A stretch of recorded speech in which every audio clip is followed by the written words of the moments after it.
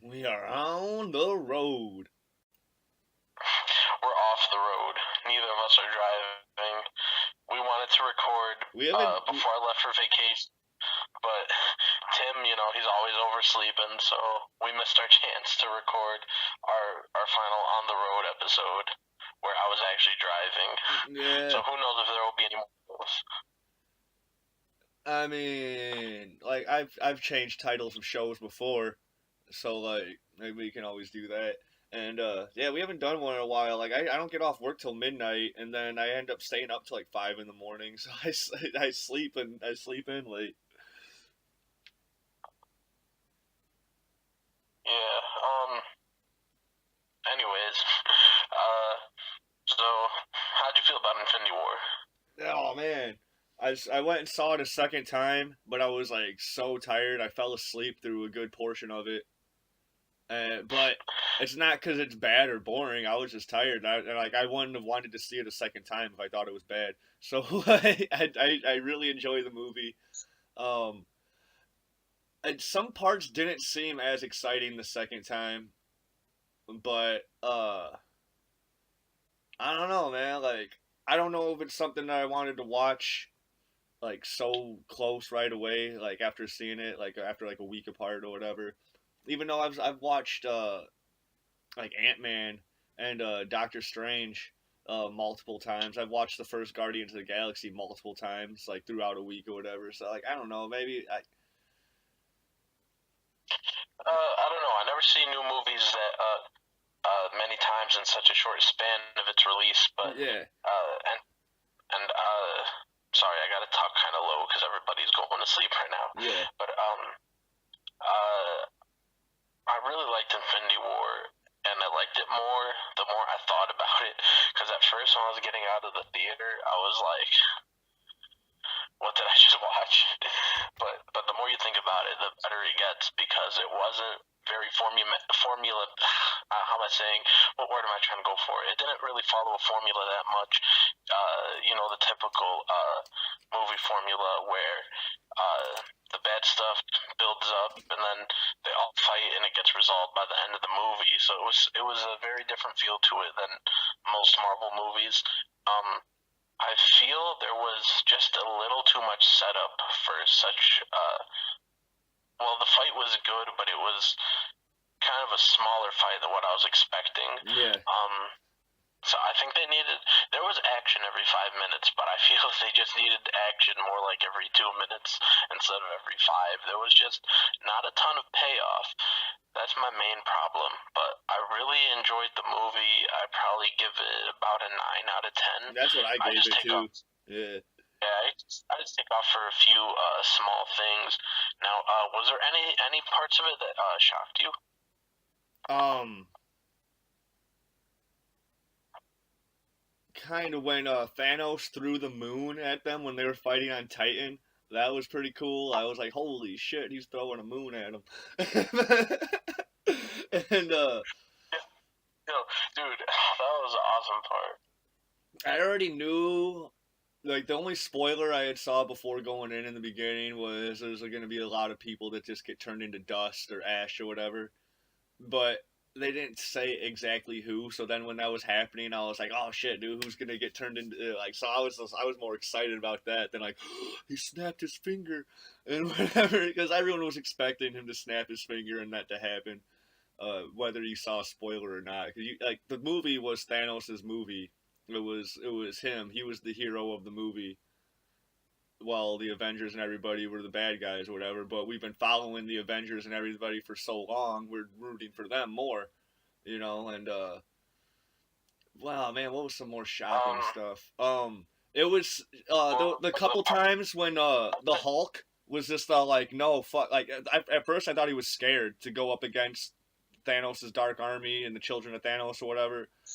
But upon reading like some interviews and seeing some stuff with the Russos, uh, Hulk wasn't scared. Hulk was just like he's tired of being used as a weapon or whatever. Like he was happy as hell on Sakaar.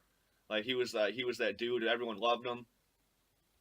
And then when he goes back to Earth, Yeah, and now he's back on Earth, and he's like, dude, everyone on Earth hates me. I'm not gonna help you guys. Like, no, you gotta pull yourself out of this one, Banner. I was so annoyed because I love the Hulk, so I was just waiting for him to for a turn, and I was like, any minute now. I'm watching the fight. I'm like, this would be a good moment. I'm like, where is he? What's going on? Yeah, The part that stuck to me the most was definitely when Vision got stabbed. In that one scene because they were just talking, and I'm like, oh I'm not yeah. watching it. Oh, when they were in like I'm like, Spain or France or whatever. yeah, I forgot exactly the location, but yeah, they're Scotland. just It was talking. Scotland. They're just talking. They're just talking, and I'm like so into what they're saying, and they had such a good dynamic between the two of them, and then all of a sudden he's stabbed, and I was like, Yeah, whoa! yeah. I literally said that out loud in the theater. Yeah, that one was a good one too. Oh my god, for sure. Um, I had one more. I was thinking of one, and I totally forgot because I was remembering how dynamic that scene was. Uh, You know, somebody was telling me that he thinks the whole dust thing would have been a little sadder and more dramatic if it had happened like slowly throughout the movie, but I kind of disagree with that. I really like how they went about the whole dust thing. It left us with a lot of like melancholy feelings, just because all of a sudden everybody turns to dust, and then it just ends with him just sitting there, and it's just like, whoa, where do we go from here? yeah, and like all the rest of the Avengers and But like Rocket and stuff, they're all on Earth. Tony's all by himself on Titan. Like what the? How, dude, everybody else is the on only Earth thing that chilling in pisses me off, Wakanda. only thing that pisses me off is that with all like the sequels confirmed, like Black Panther and Spider-Man and all that stuff, it's like, Yeah. well, we already know those guys are gonna be We already back. know. We already know some. I assume everybody, or at least not everybody, but most of the people who are turned to dust are coming back. It's rumored, or it's either rumored or confirmed that Gamora is alive inside the Soul Stone. So that's kind of weak. But Loki is definitely dead. Well, He's I not coming figured that back. he could just. Well, I figured that he could just bring her back with the Soul Stone, because that I figured that's what the Soul Stone could do, Yeah. would be bring people back. So I figured there was no reason really for her to die. But Yeah. I'm also kind of curious which ones they'll leave as dust, because because if they want good storytelling, I don't think they're gonna bring back everybody. I think, especially going into the next wave of movies, what is this, like Phase 4 now that they're Yeah. heading into? I think they're gonna want a lot of fresh slates for certain characters and for certain arcs, and I think uh, it'll be a lot easier to write some of the new movies if some of the characters are just left as dead, Yeah. and then they could get replacements. Well, there's also like people think that a lot of people are gonna die for real in Avengers 4. Like, there's probably gonna be some sort of sacrifice that Captain America or Tony has to make to bring everyone back. There's been a rumor about Infinity Armor coming, like it's in the comics now, and there's a rumor they're bringing that into Avengers 4. Suri is gonna probably help make it, and then Thor will probably take it to like Nibelheim or whatever, and have the Peter Dinklage make it better, or like some shit like that. And then they have Infinity Armor that Tony can wield and get the stones, and then like. Okay, so I don't mean to sound like 2014 Tumblr teen girl here, Yeah. but Loki is like honestly one of my favorite characters in any of the movies. Yeah. From both of the big two comic companies, just from all the Marvel and DC movies, Loki is one of my favorite characters. As soon as he died, I was like, man, people are gonna be dying left and right in this movie. But I was kind of disappointed, because then you see some deaths that, or some people that should have had deaths. Like you see Black Widow's going like, she's like going hand to hand with some of those like children of Thanos, Yeah. and like, well, they could like take her out in an instant. The one dude could like move stuff with his mind. Like there was no reason she should have been hanging with them. He was You know he what I was the most badass one, dude. Like I think they think his name's Obsidian Musk or some shit like that. He mean? was It is. he was the most badass one out of all four of them. He was like the only one that really had any character to him. Yeah. But I feel there were like a lot more that could have died, or like Cap being able to take that punch. I was like, yeah, that's really pushing it. That Yeah, really was cause pushing for me. cause like Hulk could barely take the punch and like I think in that beginning fight, if Thanos didn't already have the Power Stone, him and Hulk would have been more evenly matched. But he had already had the Power Stone by then, because they didn't show any of the stuff where he took over like when he destroyed Nova, like Yeah. so they didn't show any of that. But we know what happened because he already has the Power Stone and he's beating Hulk's ass. But so like there was all that shit going on, and yeah, definitely, dude. There's no way Cap could take that punch unless he was just all like, he just gave him like a light tap to the cheek, or you know, like. Okay. Here's a part that was surprisingly good that I didn't see coming, was the whole dynamic with Thor and Groot, and I guess Thor and all the Guardians. Like I just never thought of that dynamic. Like they didn't seem like the type of people that would have good chemistry in a scene together, but all their parts together were really good. Some of like the best stuff in the movie was between Thor and the Guardians. Yeah. You had that whole Star Lord jealousy thing. Then they had like, oh, he's like a baby of an angel and a pirate. So okay. So here's my thing. I think when they were writing this movie, somebody in the writers' room was all like, "How can we make this movie so good that nobody can complain about it?"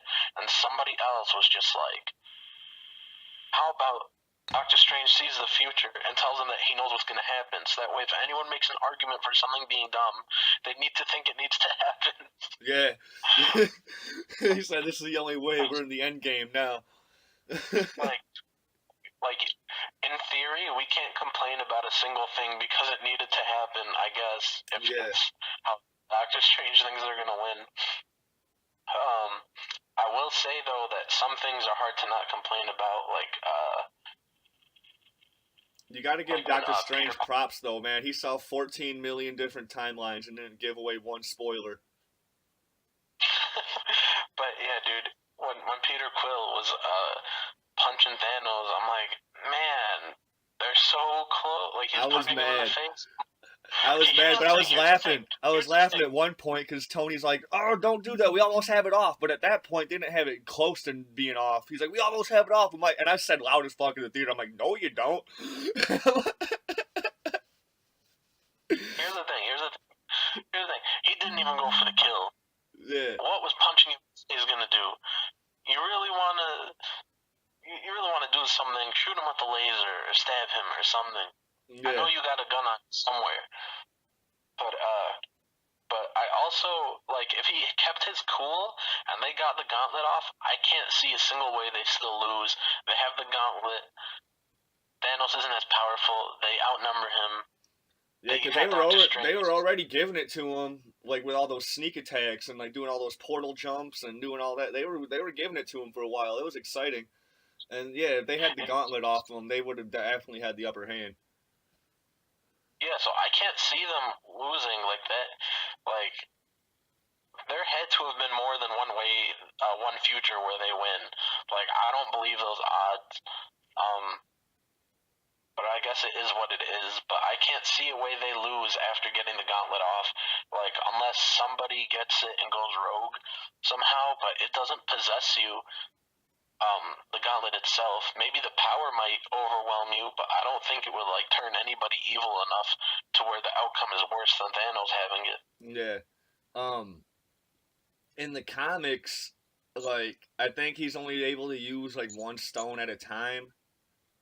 and that's one why one of the ways he was able to get defeated, and also Lady Death just stopped giving a fuck about him, so he was just distracted by that shit, so he wasn't all in his head. But in the movie, he's very goal oriented, and he's not gonna stop until he gets where he's trying to get done.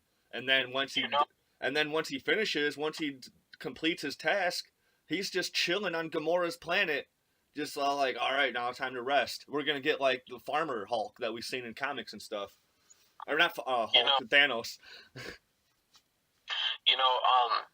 I think they didn't do as good a job in the movie of showing. Excuse me, I'm tired. It's been a long day. Yeah. But I don't. Okay, so in the book, I haven't read it, but I've heard a lot about it. I heard that he was in love with death, so that's why he wanted to wipe out as many people as possible. And it even goes a little deeper than that with how nihilistic he is, but the rest of that's a conversation for another day. In the book, he still wanted to destroy half, because if everybody died all at once, Death wouldn't have a constant stream of souls going in. So she still only wanted half the people of the universe or whatever dead, because she still wanted a whole constant stream of souls coming in. And if everybody dies all at once, there's all that paperwork, all that stuff you got to do. And then you got no one coming back to life or whatever to keep on bringing more souls into the death realm or whatever it is. But here's the thing. This is why I bring it up. Because some people in the movie are like, he could have done this instead and made more resources instead of cutting people in half. Yeah. Blah, blah, blah. But people don't understand that what they're taking from the book is that element of him trying to get rid of people in order to please death because he's in love with death. Yeah. So some people, why didn't he do this and that? And I think the movie should have touched on that somewhere. Maybe in a previous movie they could have done a little 5-minute bit or an end credit building up to this. There was a lot of people theorizing that Hela was actually gonna be Lady Death, later on in the stuff. And I was like, no, that's stupid. I think her name is just Death. Lady Death is a different character from a different universe. Hold on, let me pull out one of these Ben Reillys, because Death is in there. Lady Death is a character from Brian Pulido's I forget his comic company. Oh, Coffin Comics. Coffin Comics. He has Evil Ernie and Lady Death. Those are his characters. I mean, there's Lady Deathstrike. Yeah, I think the Marvel character in that book is just called Death. Yeah. Well, either way, the only homage they paid to her was freaking Red Skull looking like Death. Yeah, so I think they should have kept going with the Death thing, with him doing this for her. They could have done a little 5-minute bit, even in this movie or previous movie. They could have done it in an end credit scene in one of the Avengers movies. Yeah. Because 99% of people that seen Infinity War have seen the past movies. So I think they should have, if they did that, it would have been better than people thinking that his motive is dumb. Yes, I just did the research. It is just Death. I just looked in my Ben Reilly number 7 because she appears in that one. Yeah, but yeah, it's okay. So what did you think of the end credit scene? I liked it. I knew what was happening, because I was part of the whole disintegrating spoiler thing that I saw, and I knew it was happening. The pager had me cracking up. What a pager he was using had me cracking up. I was like, yeah, this is the 90s, so it's gonna be Captain Marvel's totally stuck in the 90s. Or whatever, but I have a feeling she's been in outer space the whole time, doing shit with the Kree and Skrull War and stuff like that. Look, the pager was funny because Captain Marvel, the movie, is going to take place in the 90s, but the end credit scene is still 2018 or whatever. Yeah.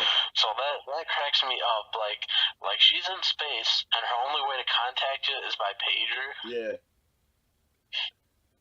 It's really funny, dude. It's just because fancy device to talk between. Yeah, and we'll find out more about that in her movie coming up. But there's a better movie coming out next week. Deadpool 2? Deadpool 2, baby.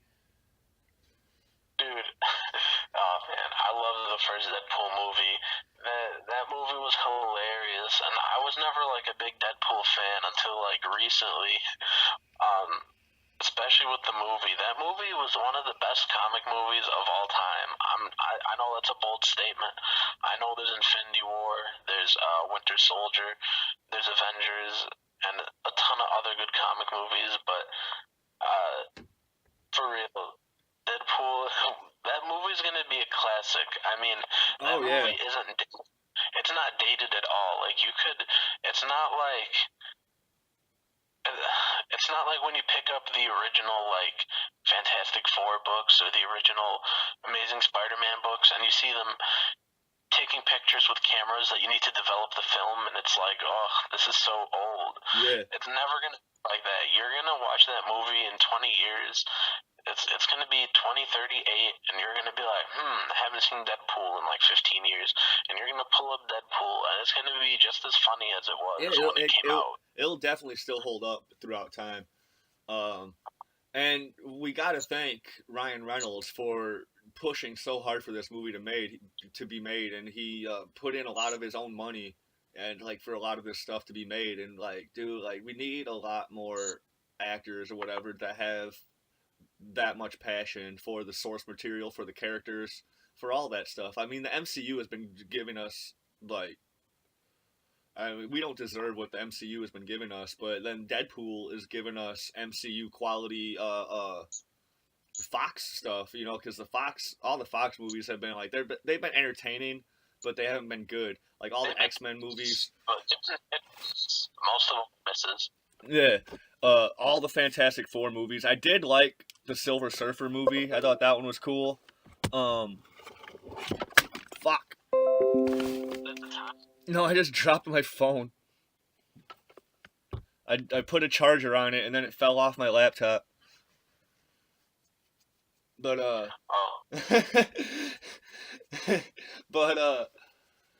yeah, man, like Deadpool's great. The sequel looks amazing. Josh Brolin Josh Brolin playing Thanos and Cable, dude. That dude's putting in some work, so we got to give him some mad props too. I've only seen one trailer for, actually two trailers because I've seen one in the theater. I've seen two trailers for Deadpool. I'm super excited. I love Cable. I love Domino.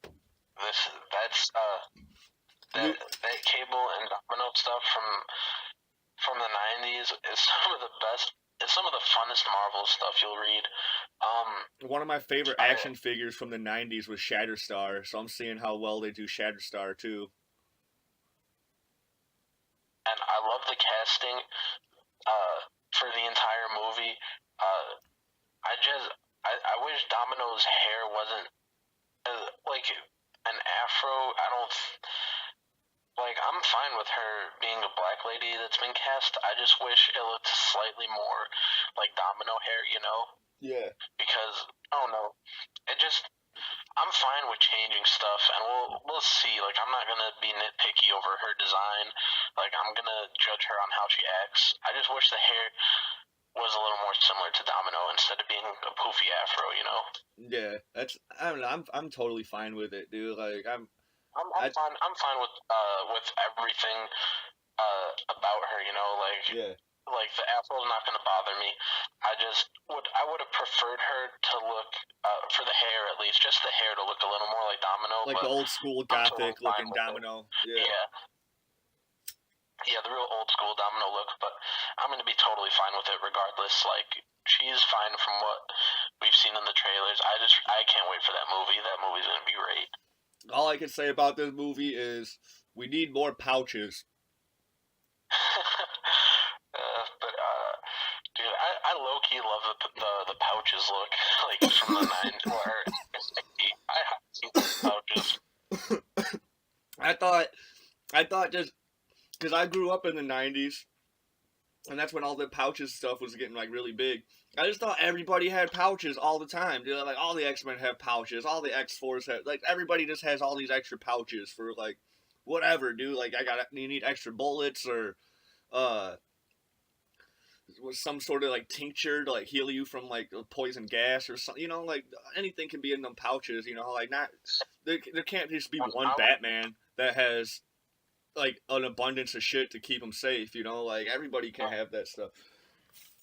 I remember when I was a kid, you know, and I wanted to draw comics until I was like 10. Yeah. I had never even read comics back then. I just liked to draw. And so I remember one time when I was a kid, I had the TV turned on, and there was some documentary on, I don't know what it was, but they were talking about Batman's utility belt. And they were like, he has a pouch for this, and he carries this and that. And I'm like, wow, he carries so much stuff in that belt. So when I would draw I would draw random characters when I was like 6, 7, 8, 9, 10, around that age. And I'm like, he has to have a utility belt, and then I'm like, and then he needs a couple pouches here. I'm like, he needs a strap here. I did the same thing though. I did the same thing. Like if I carry a phone, he has to carry bombs. I'm like, he has to carry this and that. I've had people like how a Daredevil used to have like the little thing on on the side of his leg where he carried his nunchucks. I had people like that. I had characters with kind of like with pouches on their belt and stuff, and like it'd be like the stuff like wrapped around their leg, or they could have a big pouch there, carry like a big giant like hunter's knife, or I had all that stuff. And it it's practical and it makes sense to be to have all that stuff, but just not to have too much of it, not to have an overabundance because it's going to get in the way of fighting. It's going to be heavy to carry all the time. But everybody's super fucking ripped, so that's why like the last 2 years I've been writing superhero comics, and I'm just like, let's give him less stuff. It makes it more interesting. Like yeah, it's less interesting if he always has the bomb, he always has the this and that. You know, it's more interesting when they have less pouches. But I gotta say, like, it's really fun to look at when you read like a Liefeld book from the '90s. It is really fun to see all the pouches. yeah. And then when I was writing that Night Phantom 25, and I did that whole thing, like it was fun to write a character who is always prepared and has all that shit, but he didn't have it on him while he's being attacked or whatever, so he had to like improvise and like that was really fun to write. And you know what else was really fun? The next 2 issues that you haven't All read. right. I'll check them out. I'm pretty free. I can't tell you how many more I want to do of that, and I think about it every day, and I'm like, this would be a fun scene, but I'm like, Tim still has to approve the next couple. He didn't read them yet. Yeah, I'm pretty sure whatever you write will be fine. Whatever. Then when I finally get to it, I'll be like, hey, let's. Okay, but hold on. Like I tell you every time, it's funner to write when somebody reads it and gives you feedback before you do the next part.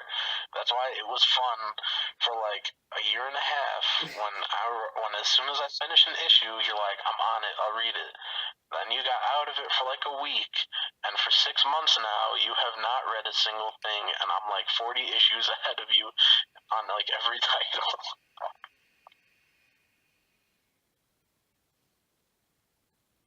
I just got burnt out for I got burnt out for a while. Sorry, I was taking a hit on my vape, but yeah, I was just burnt out for a while, and then I was starting to get depressed just because like stuff with like my hand, and I wasn't making much money at the time, and like all this stuff was just like and I don't know, it was I just couldn't get into a lot of the stuff, and now like my work schedule right now. Now I'm at the grocery store or whatever all the time. It's so sporadic, and I like when I get home and stuff, I just want to like relax. I don't want to like read and then be like, all right, here's some feedback notes or whatever, even though they're not much. even if you just say it's good or it's bad, you don't know how much it helps. But anyway, it's your hand. So how's the lawsuit going? Any update on that? There's got to be an Man, update soon. I got an email last month that they needed Well, some. let me guess. They needed Send some. them some paper. They needed some paperwork from me, and so I got them the paperwork, and I haven't heard from them yet. Of course. It's always some paperwork with those guys. Yeah. It's always send us paperwork. Well, I hold on to everything I get from either like doctors or whatever, or anytime they send me a letter, I hold on to it. So like I hold on to everything that I need for them. So like if I don't know how they're losing stuff, but because it was already stuff I had given them before, but it was tax stuff. And I was like, well, I don't have my tax info, but I can give you all the W-2s. So I still have them. They're like, all right, that should be fine. So I have like 14 freaking W-2s from 2016, and that's what the year they wanted. So I'm sending them all these pictures, and for some reason I can't email them all at once. I had to do like 7 at a time or some shit. So I sent them like 3 emails of fucking W-2s.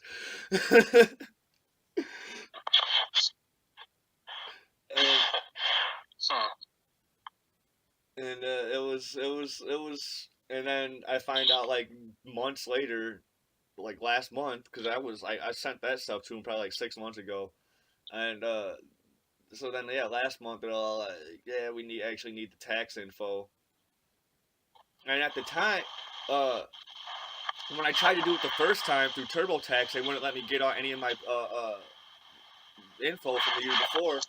So but then when I did my taxes in February, I was able to get all that stuff again. So like I don't know, it was weird. So what else is going on lately? I've been sort of out the loop. I've been on vacation for almost a week now, visiting my sister in Oklahoma. So I've been out the loop with pretty much everybody. Haven't been on social media much. Not a whole lot. Yesterday I just recorded Dragon Ball vs. One Piece Part 2, and the opening it was supposed to be funny and good, but it ended up being kind of cringy because I did like the last time on Dragon Ball vs. One Piece, and then I sort of like forgot what I was saying, so I like paused for a little bit and then I went back into it, but I did the cool fucking like last time on Dragon Ball Z voice, you know. And then my co-host or the guest I had, he went and did the music afterward. He's like, so you'll hear that shit on Monday.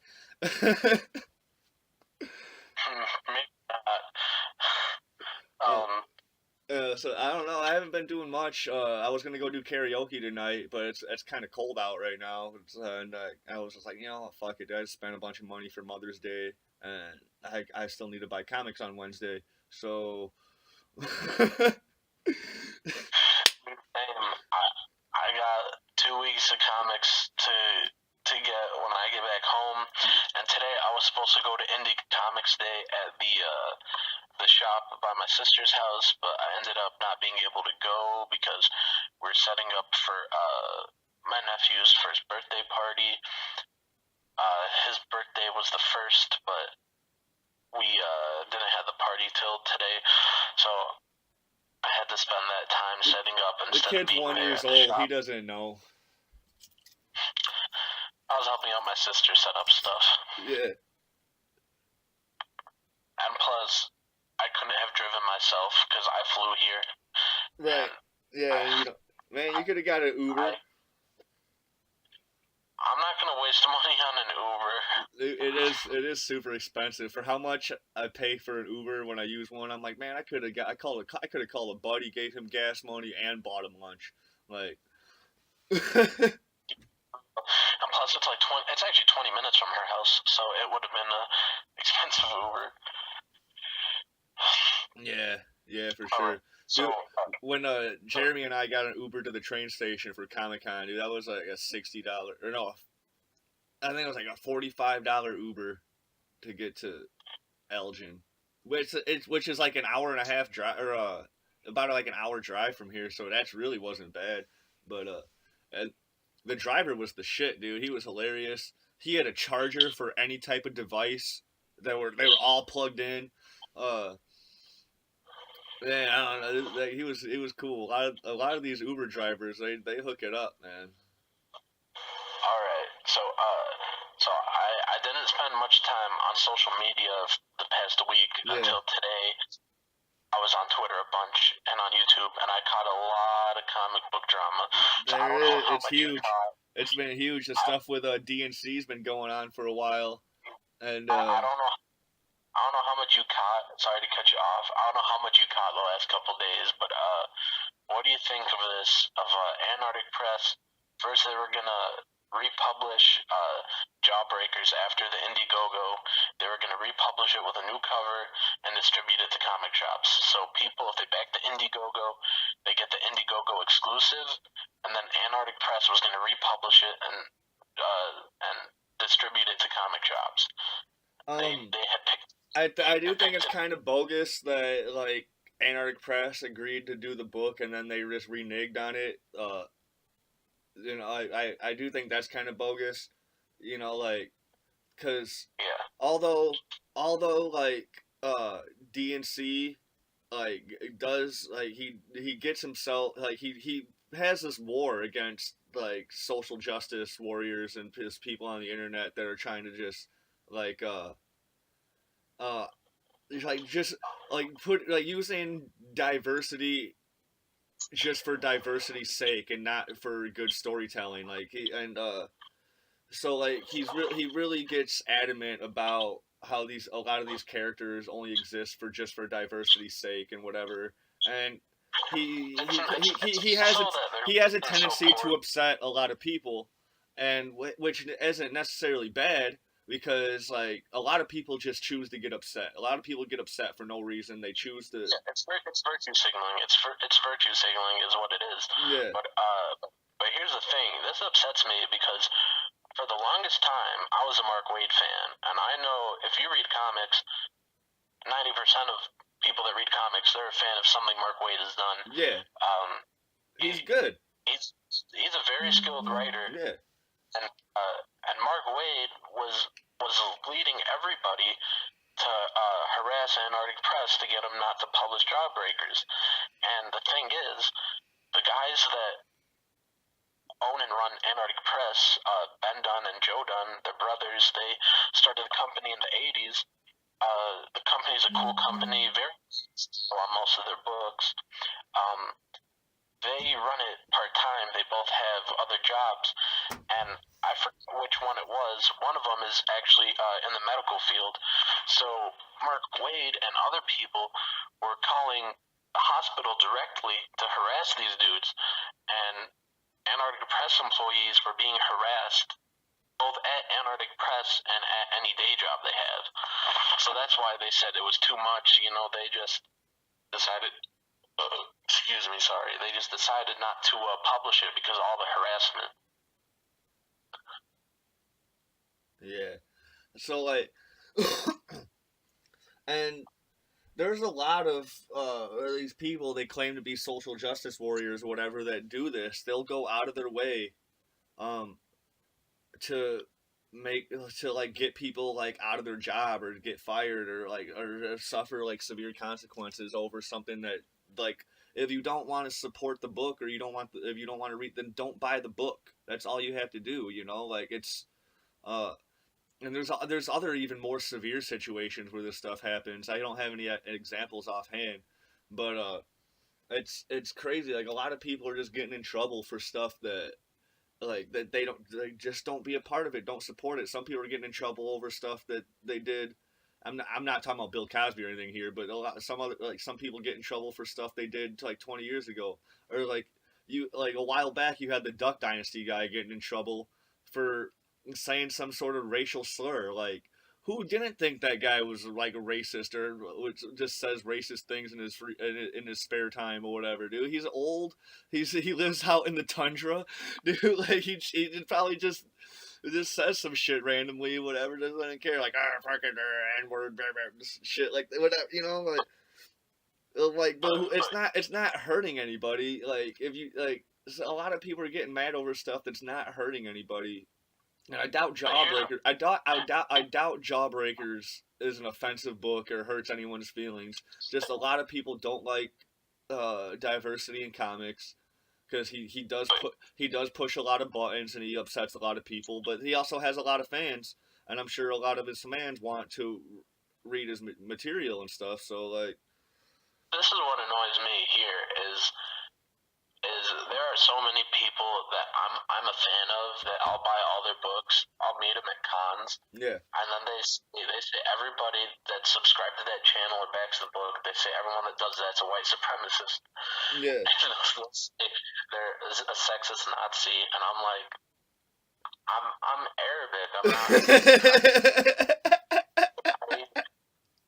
I'm like, I'm not a white supremacist. I'm not white. I'm very tan. I have brown skin naturally. Like I have friends that are like, they're friends and they don't know that I watch the channel because it's not like I don't just go screaming around like I watch these YouTube channels. But Yeah. they're like, watch this channel. You're an idiot. You're a racist. And I'm like, I've been nothing but cool to you. I bought all your books. Like The one screenshot you showed me, how I read it is he's like, dude, some of these DNC people are just gonna like have some sort of rude awakening or whatever the fuck it said, and then like he wasn't broad brushing. He just said some or a couple or one or whatever. He was saying that he didn't say all of you DNC fans are gonna like. He just said, you know what, do a couple of you guys need to chill or whatever he was saying, and then you chose to get mad about it. He's like, but I'm a DNC fan and I don't do that. And they're like, me and you are friends. And he's all like, dude, chill. Like that's not what I said. I didn't. You're making it sound like I was angry. I wasn't angry. I can't give an exact quote because I don't have it pulled up and it's buried somewhere. Yeah. But I don't know. It's whatever. But I've had people even message me and they're messaging me like, why are you supporting this racist, sexist? And I'll tell you this. He's got a daughter. He lets his daughter on his show and review books. Review comic books. I'm like, here's the thing. Maybe he says some over-the-top stuff, but just because I watch him does not mean I agree with everything. Right. But I will tell you, he has a lot of good points with books, like the ones that feature Riri Williams. I've said it before on here. Chip Zdarsky's the only one that writes her like a person. All the other times, they write her like an idiot. They write her like she's insane. You know that disease, or when that thing where if you could see all the whites around somebody's eye, it means they're insane. That's how they draw her. You could see the whites. She is insane. They draw her insane and ugly, and then they make her so rude and entitled. And then there's even that scene where she asks them to oppress her. Like that's not representation by any means. Yeah. If you want a strong female character, I was just watching a dude review the most recent issue of Wonder Woman. You pick up a title like that, or if you want representation, pick up the book Paper Girls from Image. The main cast is 4 girls, and I'm pretty sure one of them's lesbian. And Snot Girl's a good book too. I picked up the first issue. I wasn't that into it, but if you look at books like Infidel from Image, I don't know how a book like that gets picked up, but yeah. I don't know if you've seen any reviews, but I've seen a few reviews from different people. That book is all propaganda, and it basically says white people will never accept Muslims. Oh, wow. That's what it says. There's even like a part, I'm pretty sure it's in the back of one of the issues, where the writer basically says that blah blah blah, his mom told him something about how white people or Americans will never accept you, and then he's like, later I realized she meant white people will never accept me. And I'm not Muslim, but I've been around so many Muslims, and that's not the case. Like, nobody cares. Yeah. Like, I spent a good amount of time with Muslims, and like nobody, yeah, Here's the nobody. They're the same as everyone else. here's the thing.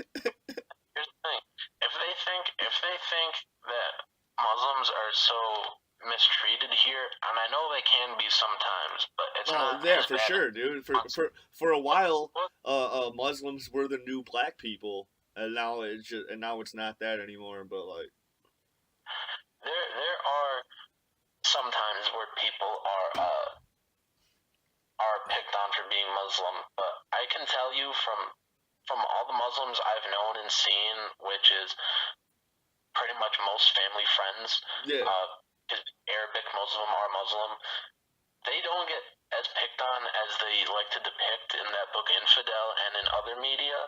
And and I just want to tell that writer that if he thinks that Americans and white people will never accept him, why isn't he in favor of having a Muslim ban? Why doesn't he just want Muslims to stop coming here? Because that's exactly what his book says. His book says if you're Muslim, everybody here is going to hate you. So, I mean, I'll admit Muslims do get picked on, but but everybody gets picked on. everybody gets picked on, dude. I have Muslim friends, dude. I don't pick on them, dude. Sometimes we might have some jokes or whatever at each other, when we're roasting. But that's us always roasting each other, and like everybody like gets picked on, dude. Everybody's life sucks, and everybody's life is great at the same time. It's just like pretty much like I understand there's still racism, sexism, and whatever ism hating someone for religion is, but it's in the case of being Muslim, in the case of that book Infidel from Image, that that book is straight trash. Nobody's buying it, and I don't know why it's being made. I see no passion in the story. I see no passion in the art. I see nobody picking it up unless it's to roast it, and it's quite embarrassing, honestly. Man, if you want badass female protagonists, dude, just pick up any book by Xenoscope. Oh, Really. for real.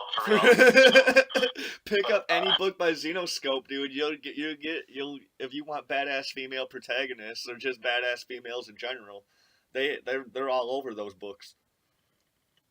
for real, Xenoscope's amazing. But if you want like a good Muslim character, if you want a good female character, then that Green Lantern's title that Tim Seeley's writing, that one's really good. There's a new I Green can't say. Lantern. Well, they've been around for a few years, but in the Green Lantern's title, it centers around um, a female Green Lantern. I think her name is Jessica, and a Muslim guy. His name's Simon, I think. Yeah. I haven't been reading the title, but I've seen some reviews, and it looks super good. See, when you were saying like Muslim female or whatever, I was like, please don't say Ms. Marvel. Please don't say Ms. Marvel. Okay. Many years ago, when they, well, it wasn't even many years ago. It was like 4 maybe when Ms. Marvel #1 came out. It went to like 4, maybe 5 printings. Yeah. And in my head, I'm like, wow, this book must be amazing. I'm like, people must love this new character. No, just every brown person in America bought the shit out of it. That's all that happened. Here's how it goes. It sold 2,000 copies, and then they just reprinted it. Like, it's not like it was like Batman White Knight sells 70 to 80,000 on the first print, and then it goes back to 4 more printings. That book just sold like 2,000 copies, and then they probably printed like another like 500. You know what I mean? Yeah. But so I'm like, wow, this must be an amazing title. And then maybe like a year and a half ago, maybe just a year ago, I was going. My old shop I used to go to was having like a bunch of stuff on clearance, and I found that book for 40 cents, and I was like, I'm gonna get this book for 40 cents. Yeah, absolutely. I missed out. I missed out on the wave. I was like, I missed out when this was a hot book. I'm like, let me see how good this is for 40 cents. And she's a Pakistani Muslim, 2 things that I'm not, but I was like, let me see how good this book is. Because in my head, I'm like, wow, 4 printings. It must be amazing. I couldn't get past the first 2 pages. That book was trash. I've tried to read other books with her in it, and I've seen reviews, but she is literally the worst person. Damn, dude, you read more Clarity Girl than Ms. Marvel. That fucking says something, dude. Props to Chris Tomasa for being better than Ms. Marvel. Man, uh, I don't know if I could say that, but I don't know. All I can say is that for that channel where I posted those, I do want to do more videos, but every time I start recording a video, I remember I'm not really a video guy. I'm more of the, I can't make a video by myself. I can make it, it's tough.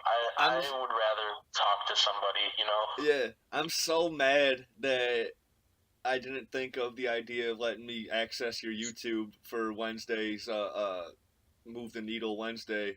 I didn't think of it until that night, and I was like, man, you should have did that. Because I had some good books I wanted to move the needle on. Like stuff I haven't read all the way, but like Venomized #5 came out, Venom #1 came out. I was gonna talk about some stuff from Free Comic Book Day. Did you read Venom? Huh? Did you read that Venom #1? Not yet. I haven't even read the 5 issues of Venomized. So and so I have the whole set of that now because it ended at issue 5. So and I haven't read Venom #1 yet either. I haven't read Avengers #1. I got 2 different Avengers #1s. That book was great. I got #2 comes out as when? What the fuck is it called?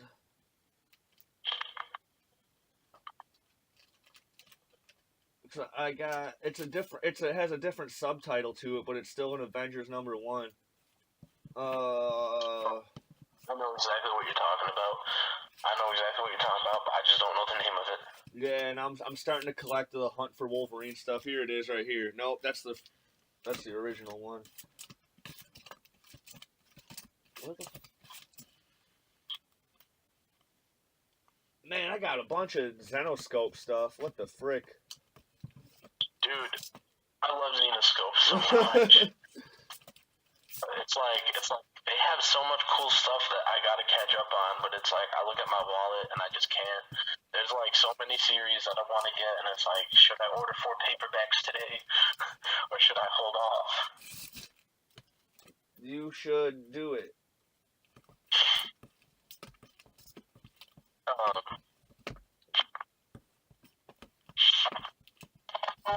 Anyways. Man, but I still highly recommend to everybody out there to read Ben Reilly, Scarlet Spider. It reads like an old school 90s book. It's really fun. I don't know. It's I mean, the only two series I'm reading like religiously are Peter Parker and Ben Reilly. So I can't say like those are the best 2 books. I'm reading the shit out of Vixens, but that's only 6 issues in, and but yeah, dude, like I think it's amazing. I haven't started any Sideways or Terrifics or Legion. I haven't started any of these books yet, dude. I have all these fucking books. I'm almost done with Wicked Righteous. Here it is, Avengers: Shards of Infinity. Yeah. I haven't read that one. I didn't even buy it, but I heard of it. Yeah. What was I gonna say? Oh, okay. So on Twitter today, I had posted a screenshot from Comic-Con, the website I showed you that shows you a lot of the sales figures from the publishers to the stores. Not from the store to the customers, but this is what the shops ordered. And I was looking at I posted from April '93. I posted a screenshot on Twitter and tagged Comic-Con, tagged their Twitter, and we were talking a little bit about it.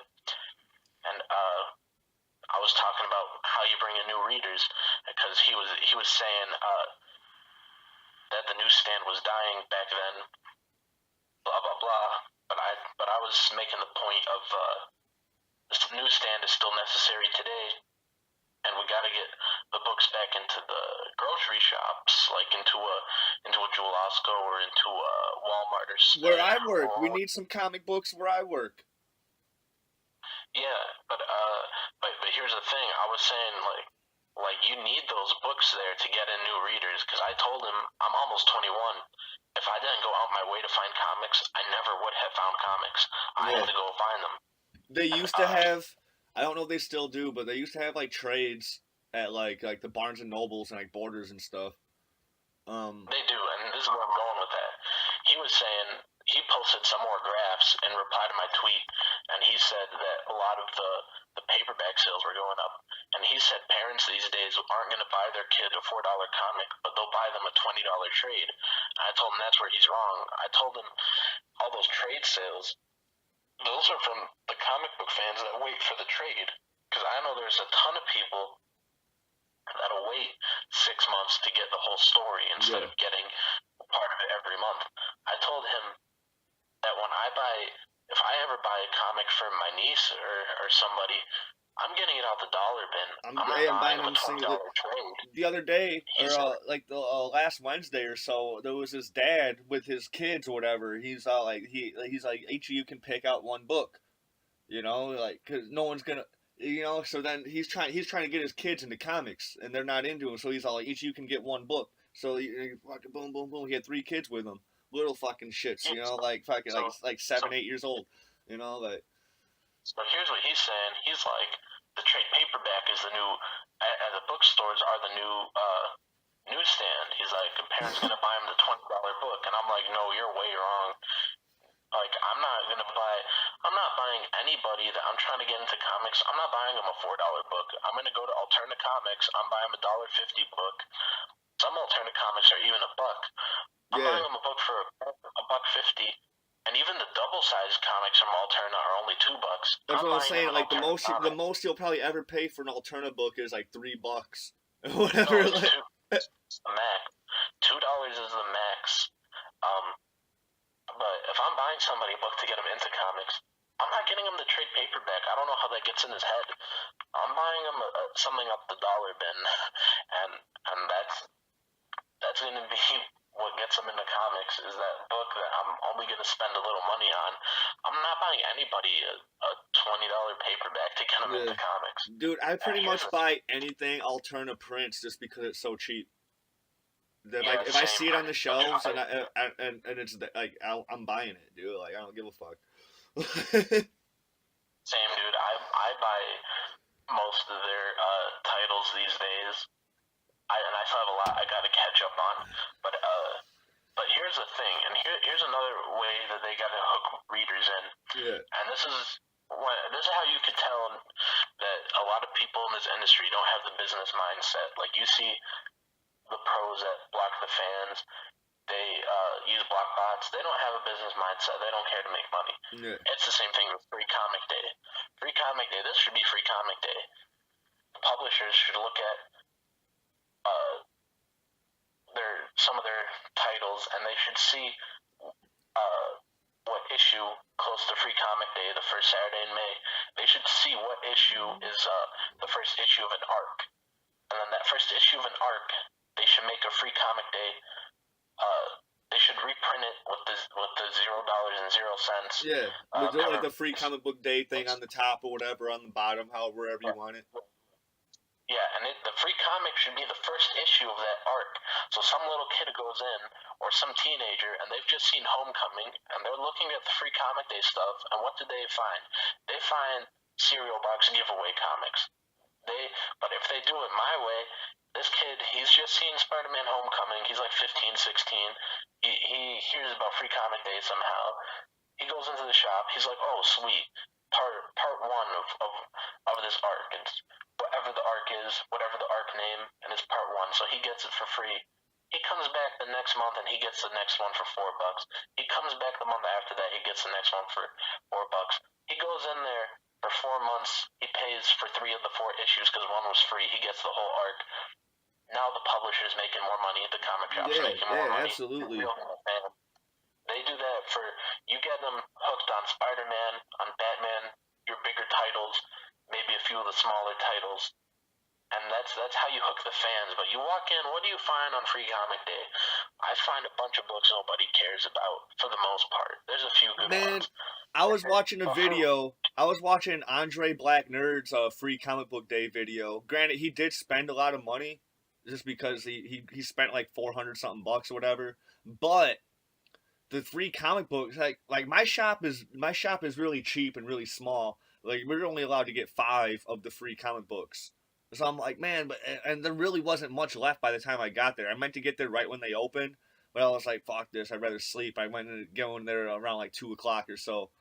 Uh, and by the time I got there, it's like stuff was almost gone, and I'm like, what the fuck, dude? Like this is. And then I asked him, I'm like, is there any deals going on? Like, you got any stuff like any deals for like back issues or stuff? He's like, nope, no deals going on. You can only grab 5 of the free books. Blah blah.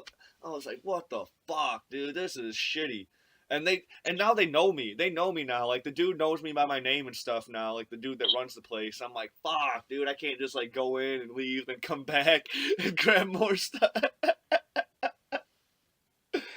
But then I'm watching Andre Black Nerd, and he's got like a ton of fucking books for Free Comic Book Day. I'm like, holy shit, dude! Like, I need to move. yeah, my shop let us get one of each, so I could have taken one from all of them. But here's the thing. I only grabbed a few because most of them aren't worth it. Most of what I grabbed, I ended up giving to my niece. Uh, it's just a lot of stuff you couldn't care for. Now here's another thing. Marvel did give away us the Spider-Man #1, the new one coming up. They gave away like half of the issue, for free. Yeah. So when the first one actually comes out, you'll have to buy it to get the whole story. But that book was written so poorly that Nick Spencer should never have been on this Amazing Spider-Man. Nick Spencer is not a good enough writer to tackle Spider-Man. I read his Ant-Man. His Ant-Man was good. I'll give him that. I really liked his run on Ant-Man. But he is not the guy for Spider-Man. That was some of the worst Spider-Man dialogue I've seen in my life. I wish I had it in front of me to repeat to you, but you could find a couple reviews on it from several different YouTubers if you just type it in. Brian Otley, artist on Invincible, amazing art. But that's not a book that's going to entice somebody to come back in a few weeks, when the actual #1 comes out. That's not a good enough book to entice them. But it's close to what I think they should be doing. Is they should be giving out the first issue in an arc. That's the book that should be for free. I And think then that kid. I think Street Fighter Ultra 2 did that. I picked up Free Comic Book Day Street Fighter Ultra 2. It says #1 free. I'm not sure if it is the first issue of this Street Fighter Ultra storyline though. Well, they do it a few times where they give away a first issue or they give away like half of the first issue. But that's not good enough, especially because it's only 1 or 2 comics that does that. And these Street Fighter comics are usually cheap too. They're usually like a buck a piece or whatever too, and they're like beautiful. If you're a Street Fighter fan, they're exquisite. But if you're not a Street Fighter fan, you're just looking for like a cheap comic book to read or whatever. They're great. Like, I don't know. If it were me personally, I would have been giving away Marvel 2-in-1 #1. I would have been giving that away. Spectacular Spider-Man, probably like 297 or so. That's where I jumped in. I'm pretty sure it was 297 or 298. Regardless, 297 is basically the new #1. Yeah, that's a good place to jump in. Yeah. That's a book they should have given away. Well, the book before that, Spectacular #6, is really good because then you actually get the whole story where Peter and Jameson are actually like you get that whole interaction. And so if you're just jumping into 297, you're like, what the fuck? Why are Spider-Man and Jameson friends? You kind of do need to read 6 before that. But then, so 6 is probably the best one to jump into. All right. And Well, then, because I didn't read that one, but I had known what happened. But yeah, but either way, you gotta give away that first book in an arc somewhere, and that kid or that adult or whoever, they're gonna, if they like it enough, they're gonna come back and they're gonna get the next one. yeah, You know, that's the ultimate best strategy for Free Comic Day, is the current method does not work. I don't know of a single person. I've been going to Free Comic Day for probably 4 out of the 5 years that I've been into comics, and I can't think of a single person along this journey. I've been in a lot of comic shops, been in a lot of comic groups. I've been to 3 cons. The biggest con in Chicago, I've been to it 3 times, and I can't think of a single person who's ever said, I got into comics because of a Free Comic Day. And isn't that the purpose of Free Comic Day, is to draw in new people? I mean, I love it. I go in and I get a free comic, and then I support the shop, because the purpose of Free Comic Day isn't the free comic. It's about getting in and supporting your shop. Yeah. My first Free Comic Day, I went in there, and then I borrowed money from my parents to get a trade. You know, I was still in high school at the time, but so I didn't have money, but I still tried to support them. I went in and I got a Superior Spider-Man trade. Every time I went on Free Comic Day, I always pick up a couple issues. First of all, because they're having a deal, probably. Yeah. At least mine does. I know yours doesn't. My shop's always going to have a deal. You go on Free Comic Day, you support the shop. That's how it should be. Yeah. I mean, yeah, the shops, man, for a while, shops were struggling. Like, I don't think mine ever was. They might have at one point, because my shop was originally called Tomorrow Was Yesterday. Now it's called Top Cut. So obviously they got bought or something by Top Cut or whatever. So there might have been a point where they were struggling. But yeah, these shops, man, they're struggling. You know, like, and they have more than comic books, dude. They have awesome board games. They got Most good. shops need it to survive. Huh? If they don't have, I said most shops need that to survive. If they don't have like tabletop games, if they don't have Magic, if they don't have that stuff, most shops won't survive. Yeah, they got trading cards, man. They got, not like, I wasn't even just talking about tabletop, like role playing games like that. Dude. Like, they actually got like legit board games, dude. They got like all sorts of different versions of Monopoly. Like, you can get your favorite franchise version of Monopoly, like at any of these shops. Get off of fucking Amazon. Go drive your car to your fucking local shop and buy some stuff, man. Like, it's worth the experience. It's fun. Um, you might make some new friends or something. You might, you know, like, Yeah, you know, like my shop, I think, because they do sell like tabletop games and they sell toys and stuff, but my shop actually mostly sells comics. So I think my dude has been, the guy that owns my shop, he's been around since the 90s. He's had his shop since like the 90s, so I think he invested pretty well during the boom. Yeah. I think around during the boom, you most likely knew it wasn't going to last, and you were probably investing pretty well. Well, if you had a brain, you know, like I think like the Image dudes, they were making like $1 million an issue. Like in the post that I told you about with Comic-Con, that issue of Spawn had like 935,000 copies sold. Like, you know, he's making $1 million an issue. He knows that might not last. They all probably invested well. Alan, here's another reason I think my shop invested well was I don't know if you know this shop called Challengers Comics. No. But they're in Chicago. I've never been there. The only Chicago place I know is Graham Cracker.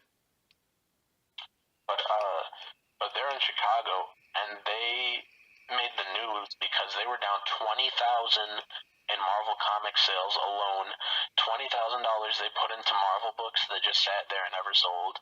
And I was talking talking to the dude that owns the shop I go to, I told him, "Wow, I can't believe Challenge." Well, I mean, I could believe it because some of the quality, but I was like, "Wow, that was just insane that Challenger's comics are down 20 grand in Marvel." And then he's like, "I'm down about the same amount in Marvel as well," and I was surprised. And he's like, "I just didn't make a big deal out of it." And in my head, I'm like, okay, this guy's got a lot of money saved up because Challengers has only been around 10 years and they made the news. But I'm like, this guy's been around since the 90s. And he just nonchalantly just tells me, "Oh, yeah, I'm down 20 grand as well in Marvel." I was like, this dude invested well. This dude's got some money saved up. Yeah. Or like he just knew that if he's down 20 grand, that like just being down 20 grand in Marvel doesn't mean that you're up whatever X amount of grand or whatever in other stuff. You know what I'm saying? Like, and Yeah. so like yeah, like everyone made a bad investment in Marvel for a while. People weren't buying the books, but you were ordering an abundance of more than what you needed. And that's always gonna happen when you're in that sort of. You never know what book is gonna be hot or what book is gonna sell or whatever. Like people can promote or whatever as much as they want, but when it actually gets read, that's when you determine if it's good or not. and So so that's an easy. It's easy to make a bad investment owning a shop like that. Oh, but like here's another reason that I think the Image dudes invested well, because I see books like Savage Dragon selling 4,000 copies. I've seen Spawn uh sell like 7 or 8,000 copies. I think the most I've seen Spawn sell has been like 20,000 copies Well, Spawn recently, books which are is usually like $2 or like $3 or whatever too, so that helps out a lot. yeah, but there's almost no reason with the names Eric Larson and Todd McFarlane. There's no reason that their books should be selling, like 4,000 to like 12,000 copies. Those guys, they should be, selling like in this current market, they should be selling at least 40 to 50,000 copies each, based off of their skills. Yeah. But then I see Eric Larson arguing with fans on Twitter. He doesn't care how many books sell. He invested pretty well.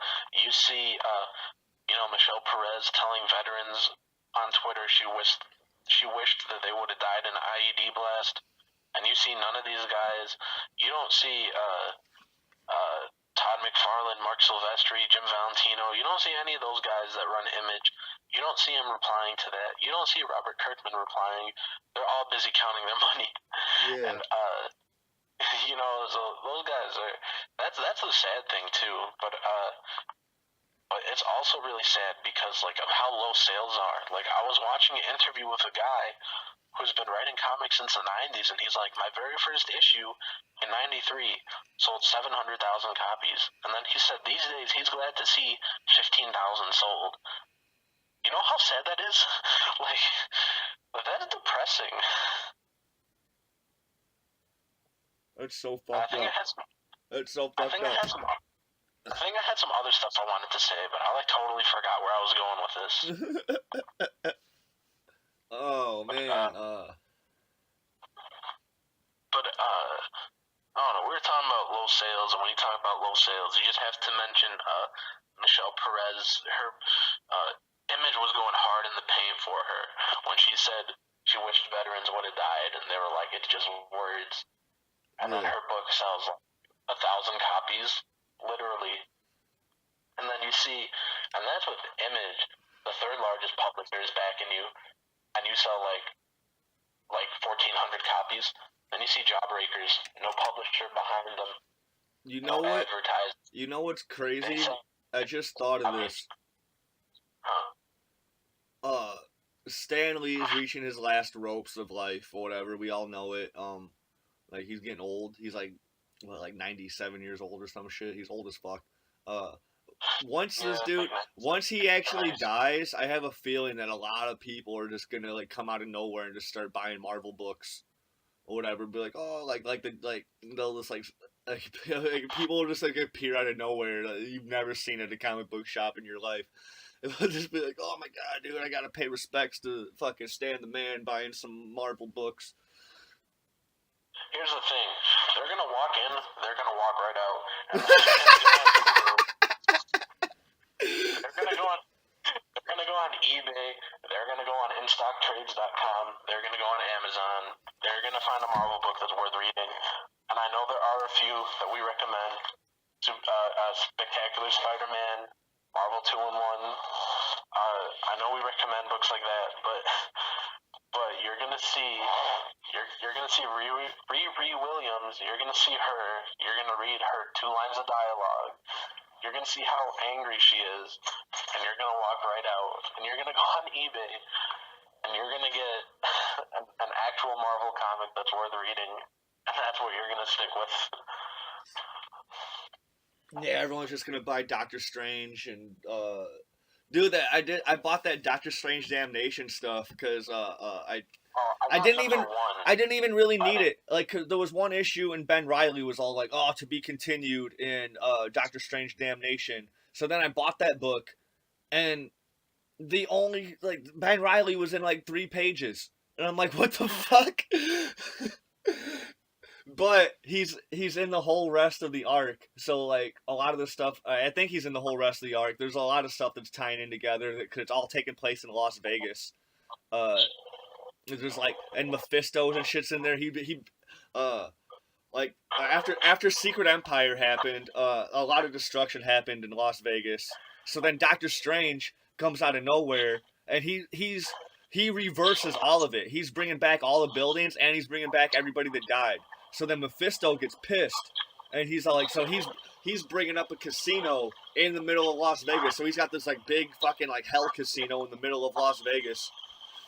It's so fucking crazy, dude. It's so 90s as fuck, dude. It's good. I was at some of the shops around my sister's house. I got like 4 random books. Yeah. Like 3 of them I think were indie books, and the only one that wasn't was Fantastic Four, I think 276. Boy, did I have fun reading that. I tell you, the 80s is probably... The 80s into the early 90s is the best Marvel stuff there is. It was John Byrne, pencils and story. It had Jerry Ordway inking it, and I'm pretty sure Jim Shooter was the editor. So 3 legendary names. It was such a fun read. It was the Fantastic Four were like they were going undercover. I forget why. I don't even remember if it said why, but they were undercover living somewhere. And this lady thought they were all like witches and warlocks and that stuff. Yeah. So she like summons like the dark powers that she's against. Like she's against like witches, but she summons that power to try to fight them. Oh shit. And then all of a sudden like they're fighting, and then Mephisto shows up out of nowhere. I'm like, this is getting crazy. I'm like, what's gonna happen? What's gonna happen? Then at the very end, it cuts to Doctor Strange, and then Doctor Strange, like, he's sensing all this, and then Doctor Strange is like, I gotta go see what's up. And that's how the issue ends. And I gotta find the next one, because that was such a fun What was it? read. Fantastic Four what? Let me look at it. It's right here in this bag.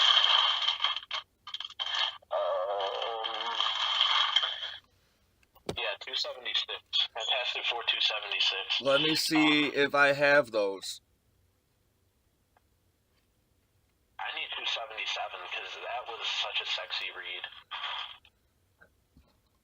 Alright, where's Fantastic Four?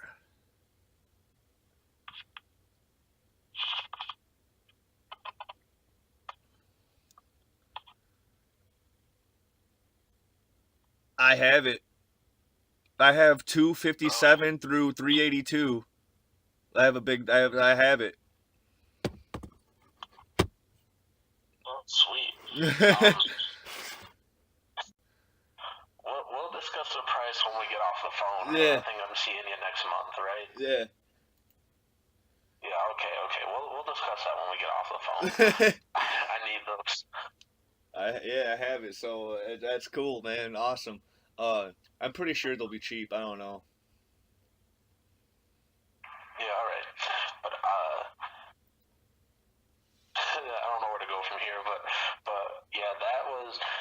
such a fun story. Like, have you ever read Earth X? I don't think so. You gotta read Earth X, dude. All the cover art's done by Alex Ross. You can get it. You can get it in trades, dude. There's Earth X, and then there's Universe X Volume 1 and 2, and then there's like Paradise X Volume 1 and 2. I forget which one is first between Universe and Paradise, but Earth X is the first installment. And there's this really cool part. There's a few cool parts where I think they tell you where like Franklin Richards is really like Franklin Richards at one point becomes the new Galactus, and I think they try to imply that Franklin Richards was really Galactus the whole time. He's just from the future or whatever. And then they did two more of those. They did one with Colossus, where he's actually Mr. Sinister, and then they did another one with Nightcrawler, where he's actually Mephisto. And they're all just from the future, and they went back in time to fuck with everybody in the past or whatever. And so like they did a lot of cool stuff like that, and those books give you a lot of cool backstory on just the classic 616 universe. And they're very well written. Those books are probably what got me back into reading it. They had Earth X at my high school library.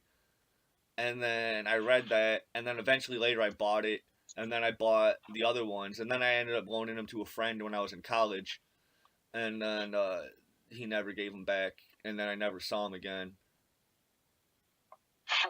So. Okay, I will say that X-Men and Fantastic Four are two of the best books you could ever read, and I would be really looking forward this upcoming Fantastic Four book, but I'm no longer buying Dan Slott books once his run on Spider-Man's done. I just really can't even at this point. Only time I ever tweeted at him was telling him he's my favorite Spider-Man writer of all time, asking him to come to C2E2, and telling him I'm looking forward to whatever he does next. Yeah. But then he broad brushes me, if you follow this guy, you're a Nazi. He calls me a Nazi. He blockbots me. I can't support somebody who thinks so little of me, Like if they degrade me like that, I really can't support that. Now, I've supported people. What, you had him in such high regards. You had him in such high regards, and then he just shit on you. Yeah, I can see that. No, there are people that dislike the people I watch on YouTube, and I can still buy from them because they don't go to that far of an extreme. But he takes it way too far, Yeah. So I can't buy more Dan Slott books. The only reason I'm still getting his Spider-Man is because Spider-Man is a title that You'll be buying Spider-Man when he's done with it. That's just. It's Spider-Man. Spider-Man was my favorite hero since before I got into comics. My favorite hero now is Invincible, but Spider-Man, I've been buying Spider-Man since Superior, right when it ended. Yeah. So as soon as they launched it again from a new #1, I've been buying Spider-Man, and I intend to buy Spider-Man until I die. Like that main Spider-Man title, I'm having that whole run until I die. So I have to sit through his run for like the next 2 or 3 more issues. No, yeah. Oh. What the frick? Yeah, man. So yeah, you'll just be continuing by Spider-Man anyways after Dan Slott leaves or whatever, anyways. But yeah, you held him in such high regard. You gave him all these props, and he just shits on you for just being a fan of DNC or whatever. And I don't know. That's kind of shitty, Like it was like you have all these people that are buying your books and trying and supporting you. Then just because they support one person you don't like, you have to send Blockbox or whatever. It's really petty, and it's not professional at all. Okay. Here's another thing. Dan Slott has I think he deleted his Twitter, but he has over 100,000 followers. Now, he was writing Silver Surfer. Yeah. Almost nobody knew it existed, and if people knew it existed, they thought it was canceled. And when it did get canceled, nobody even knew it was canceled because nobody knew about the book. It was 1,000 copies. And here's the thing. If you look at his Twitter feed from before he deleted his Twitter, it was all politics. It's all, I hate this person, it's this person's an idiot. It's all arguing with random people about politics. Yeah. But if he had promoted his book, 100,000 followers, even if he got half of them to buy the book, all he has to say is make one tweet and say, "Hey, I got a Silver Surfer book out." Boom. If he just got half of them to buy that book, you know how much money he would have generated for Marvel? He's essentially costing Marvel millions of dollars. Yeah. And it's not just... It's Dan Slott, it's Mark Waid, it's Jim Zub, it's Al Ewing. I'm pretty sure 3 out of those 4 guys had me blocked. And it's those guys that are costing Marvel millions.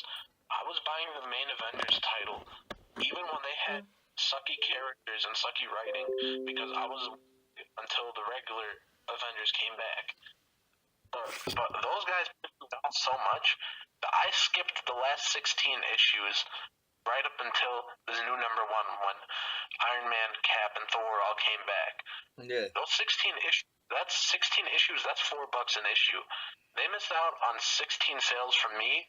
They missed out on me recommending it to other people that buy comics. You bought comics because I recommended them. My brother has, my cousin has. There are other people that I recommend them books and they'll try it out. So they don't just miss out on my sales, they miss out on other people's sales. And it's costing them millions from all the fans they've turned away. Because it's not like the 90s was the only time that books sold millions and hundreds of thousands. Yeah. They sold 400,000 to 500,000 an issue in the 80s of X-Men like twice a month. You know, you'd have X-Men twice a month and it would still sell like 500,000 copies. There was just a really big spike in the early 90s that was a little bigger than usual. That was it. There's still all these fans from the 80s, from the 90s, from the 2000s that are just waiting to come back. But you look at who's in charge and they ruin it for everybody. Yeah. You can't disagree with these people and get a book put out there, or else they'll harass everybody in charge of the company. Antarctic Press has been so nice to me. The guy in charge of that company has read scripts from me. You know, they are really good to the fans, that company. They put out great books. I wouldn't say I read all their books, but I've read a few, and they put out some good books that people are sleeping on, you know. And if you disagree with Mark Waid, and then somebody wants to publish you, you get harassed. You know, you get Antarctic Press to be so stressed out from the harassment that they cancel your book. Yeah, and like we already touched on that earlier, how you got these people that have like some sort of power or whatever. You know, like Mark Waid's a very famous comic writer. Everyone knows his stuff. He did a lot of great stuff with Daredevil and like a bunch of other things. And yeah, so like when they're hearing stuff from this guy, they're like, "Oh, maybe we gotta take his word for it," and then it becomes constant. Like you got these people that are getting like they're taking away people's jobs and we don't know if Jawbreakers is a good book or not, dude. No one had a chance to read it yet. Like I don't know, man. It's just it's so fucked up. Like, I don't know. I had somebody message me today. Well, it's past midnight, so it was yesterday. But somebody messaged me, and they were like, why did you back this book? Did you really back this? And I'm like, yes. And they're like, you shouldn't have backed this. These people are racist. They're sexist. And I'm like, they're not. And I was like, but even if they are, I'm buying this book because the art looks great. I love John Malin's art. He did like 6 issues of Cable that were phenomenal. I'm like, the art is beautiful. The story's interesting. The creators have been nice to me. I'm gonna back it if they're nice to me. You know, but and like, And obviously, they're not racist if they're gonna be nice to you. Your name is very fucking Middle Eastern as fuck. So, and you go just by your name. So, yeah,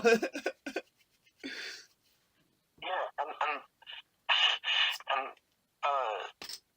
they, you know, the My Hero Macadamia. I'm friends with well, friends, quote unquote. We follow each other on Twitter. We've talked like twice. I'm friends with the artist on that book. I still haven't read that book, and I still haven't read that book, and I've recommended that book to so many people. I did read Trump's Titans. That shit's funny, but I haven't read My Hero Macadamia. I mean, I'm a big Boku no Hero Academia fan, so like I don't know. I haven't read it yet, but I've flipped through it, showing everybody like screenshots of stuff that I found like really funny, like the army of luchadors climbing over the wall in the beginning, and then there's a part in My Hero Academia where All Might goes to Midoriya and he's like, "You have to eat a strand of my hair." Or whatever, so like I got to pass over some of my DNA into your body. So he pulls out one strand of his hair and he gives it to him, and he's like, "You got to eat it."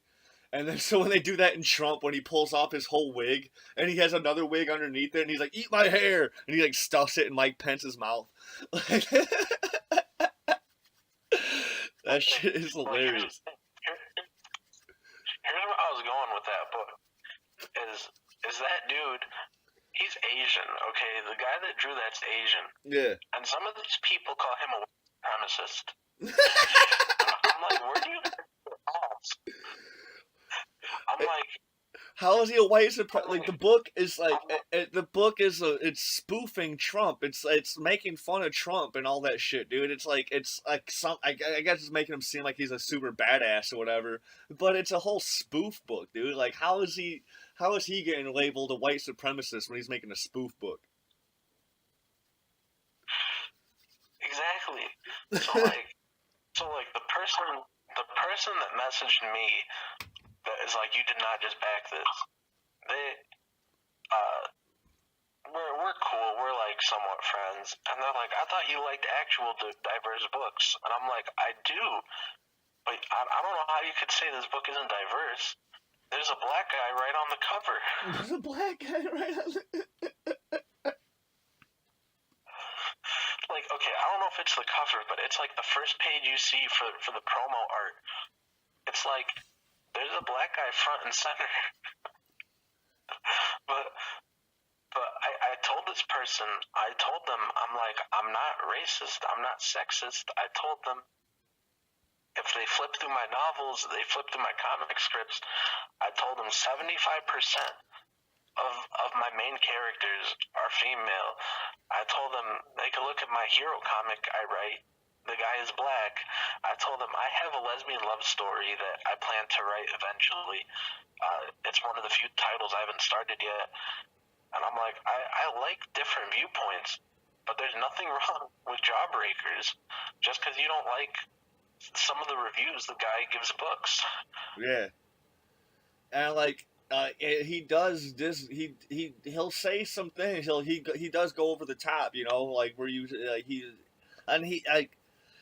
I think sometimes he goes by the philosophy of just being controversial just to be controversial, just because sometimes that shit sells. Like you look at Eminem back in the '90s or whatever, dude. Like his whole business plan was just saying off the wall shit and being controversial and stuff, and it made him super famous. And it happened with a lot of other people. You even got YouTubers like Logan Paul and stuff that are.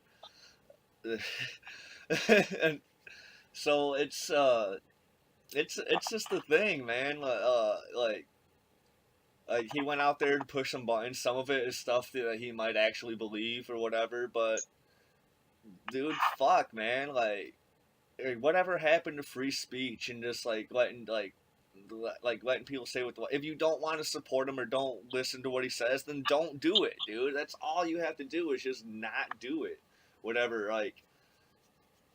there are some instances, like you said, you haven't heard him or saw him or whatever. There are some that I've saw or listened to where he does kind of just say like, hey, don't support this book, it's trash or whatever. But like I think a lot of reviewers will do that. Like they'll just be like, hey, like, or but and or when he does his Twitter stuff and he goes off on like Dan Slott or other people, um, he is gonna make some enemies, and he's making enemies with people that are more powerful than him in the industry, and that uh, uh, sort of fucked him in the long run now because now he's not.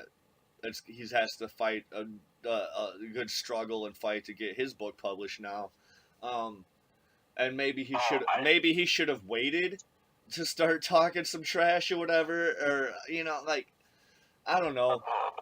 I don't know. I still subscribe to his channel. I listen to him. I'm a fan of him, and I'm like you. I don't agree with everything he says, but I also agree to where he does have some good points on some stuff. And I remembered one of my points from earlier. So Eric Larson. Yeah. He I think I showed you. I might have showed you this. How he said nothing would compel him to pick up this book. He said the creators don't have any track record. This and that. He said it doesn't look interesting. Two of those dudes have worked at Marvel, and I think all three of them have worked at Image before. like DNC had a short story in an Image anthology, and the other two, I forget what they worked on Image, but John worked on Cable this year, and he's... You're cutting out. Well, okay, what was the last part you heard? Something about Cable? I don't know. Oh. Eric Larson was saying that these guys don't have a track record. Yeah, I got that. Yeah. But I'm saying John Malin just worked on Cable this year. Yeah. And Brett Smith, the colorist, has worked at Image, Marvel, DC, and he's even a best-selling author in the regular publishing world. And DNC has had a short story published in an Image anthology. So Eric Larson wants to say these guys don't have a track record. All of them have worked at his company. And then he says it's not impressive. But when you raise $250,000 with no publisher and no, you're cutting out again. Okay, what was the last thing you heard? Something about $250,000 with no publisher. Yeah, you have no publisher. You're not in the Previews magazine. To get a comic that funds $250,000, how would you not pick that up? You would have to see what all the hype is about.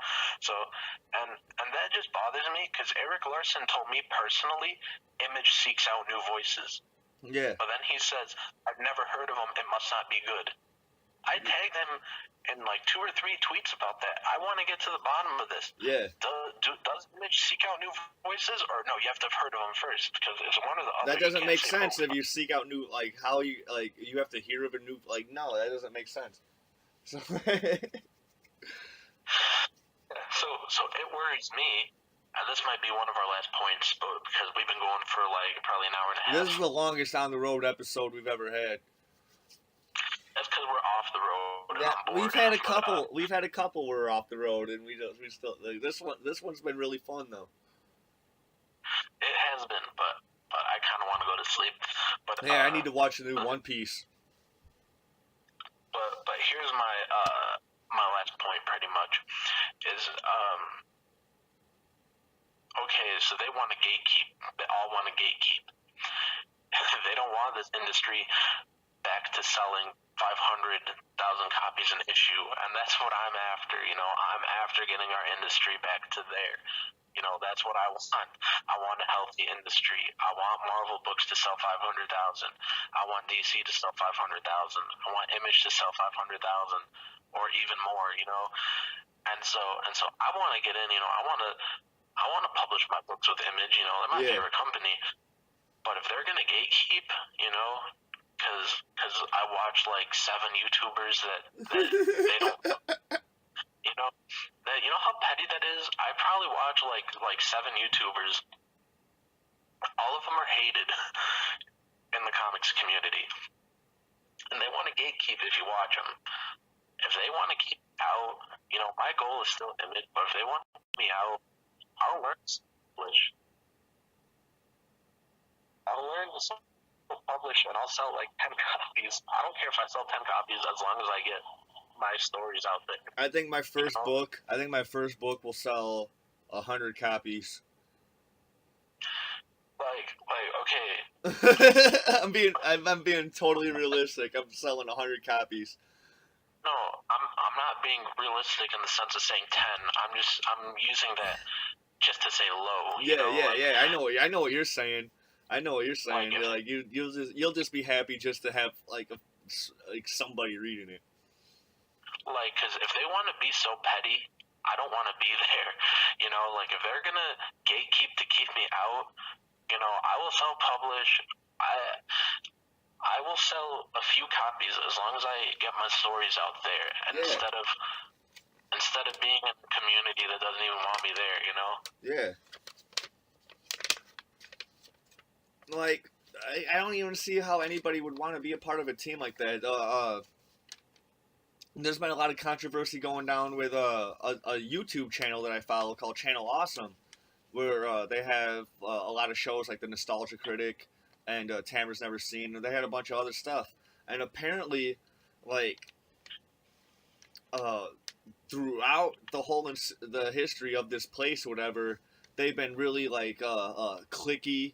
Like, they advertise that, like, they want to help bring other new developers and, like, video makers and stuff into the website, into the channel, or whatever. But when it came down to actually doing all this stuff, dude, they focused more stuff on just, like, the Nostalgia Critic and, like, and stuff like that. And apparently one of the runners of the website was, like, really, like, pervy, like some like Harvey Weinstein type shit, where he's all like, you gotta do special deeds for me to get acceptance or promotion or whatever. And what those special deeds are. They're not like, oh, you gotta, like, get my mail for me or, like, wax my shoes. No, it's like, you gotta give me a blowjob under the desk or whatever types. It was all sorts of weird stuff, and it's been going on for, like, quite a while, for, like, the past, like, month or so, and a lot of people are saying Doug Walker's gonna leave the channel because of all this stuff. He didn't know any of this stuff was going on. But he hasn't left the channel. He's still making new Nostalgia Critic episodes every week. So, like, I don't know, there's this huge controversy going on, and it kind of goes along with this whole just, like, people getting in, like, people trying to get people in trouble sort of thing. And there could be some actual claims that are substantial and, like, are, like, legitimate or whatever. But, like, the majority of this stuff, whatever, just seems like it's just, like, blown out of proportion. And it's just, I don't know, it's fucked up. And, like, it's a crazy time we're living in, dude. I grew up in the 90s where nobody was offended by anything. And now everybody's offended by everything. And it's, I don't know, dude, it's so fucking, I don't know. Dude, speaking of, like, offended, I was just checking my notifications real quick, and somebody replied to my comment in CBSM, and it was because Frank had posted this meme of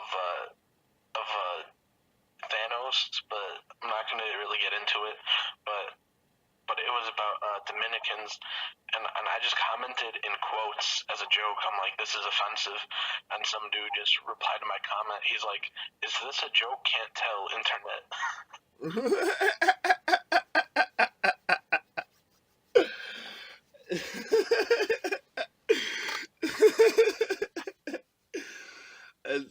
and it's so true, man. Like, you even got people going to comedy clubs and get offended about stuff. Like, if you go to a comedy club and you get offended by something, you should not leave your house for a month. Like, you are grounded from society. Like, you need to go fucking home. For real, that's how I feel like about like Mark Wade. Like he was not made to go on the internet. should not have left their house to go to a comedy club. There are people that should not have a smartphone and should not have Twitter or Facebook. Yeah, Like, yeah. I can agree with that. You know, me and you, we don't always agree on the same stuff. You know, like I think that's what makes us better friends. You know, we fucking learn and grow from each other. And I do agree with that one though, dude. There are some people that do not need the advancements of technology that we offer. yeah, definitely. Like, I don't know. It takes a special kind of stupid to argue over social media. Like I never argue. I'll maybe sometimes. You Very argue, or you like playfully argue, where you just like if someone disagrees with you and they're just like being a dick, you'll go out of your way just to be an extra dick. I know you do. You do this all the time. No. I don't argue on Twitter. I will sometimes. Oh, I don't know about Twitter. I just know about your Facebook. Oh no, I was talking about like the posts I had showed you earlier. The one thing, whatever we mentioned it earlier. Yeah. I'll like post like one tweet maybe like once in a while, or not post a tweet. I'll reply to a tweet once in a while, and I'll just leave it at one tweet. You know, like I don't have time for arguing on Twitter. Like, my Twitter is all promoting good comics or posting my novels. That's all I really do on Twitter. Same with Facebook, except on Facebook I share a lot of memes. Literally, all I do on Twitter is post Timon show. I am actually gonna tweet this episode like every time I've just been like, oh fuck, I forget to tweet it and share it and stuff. This one am going to.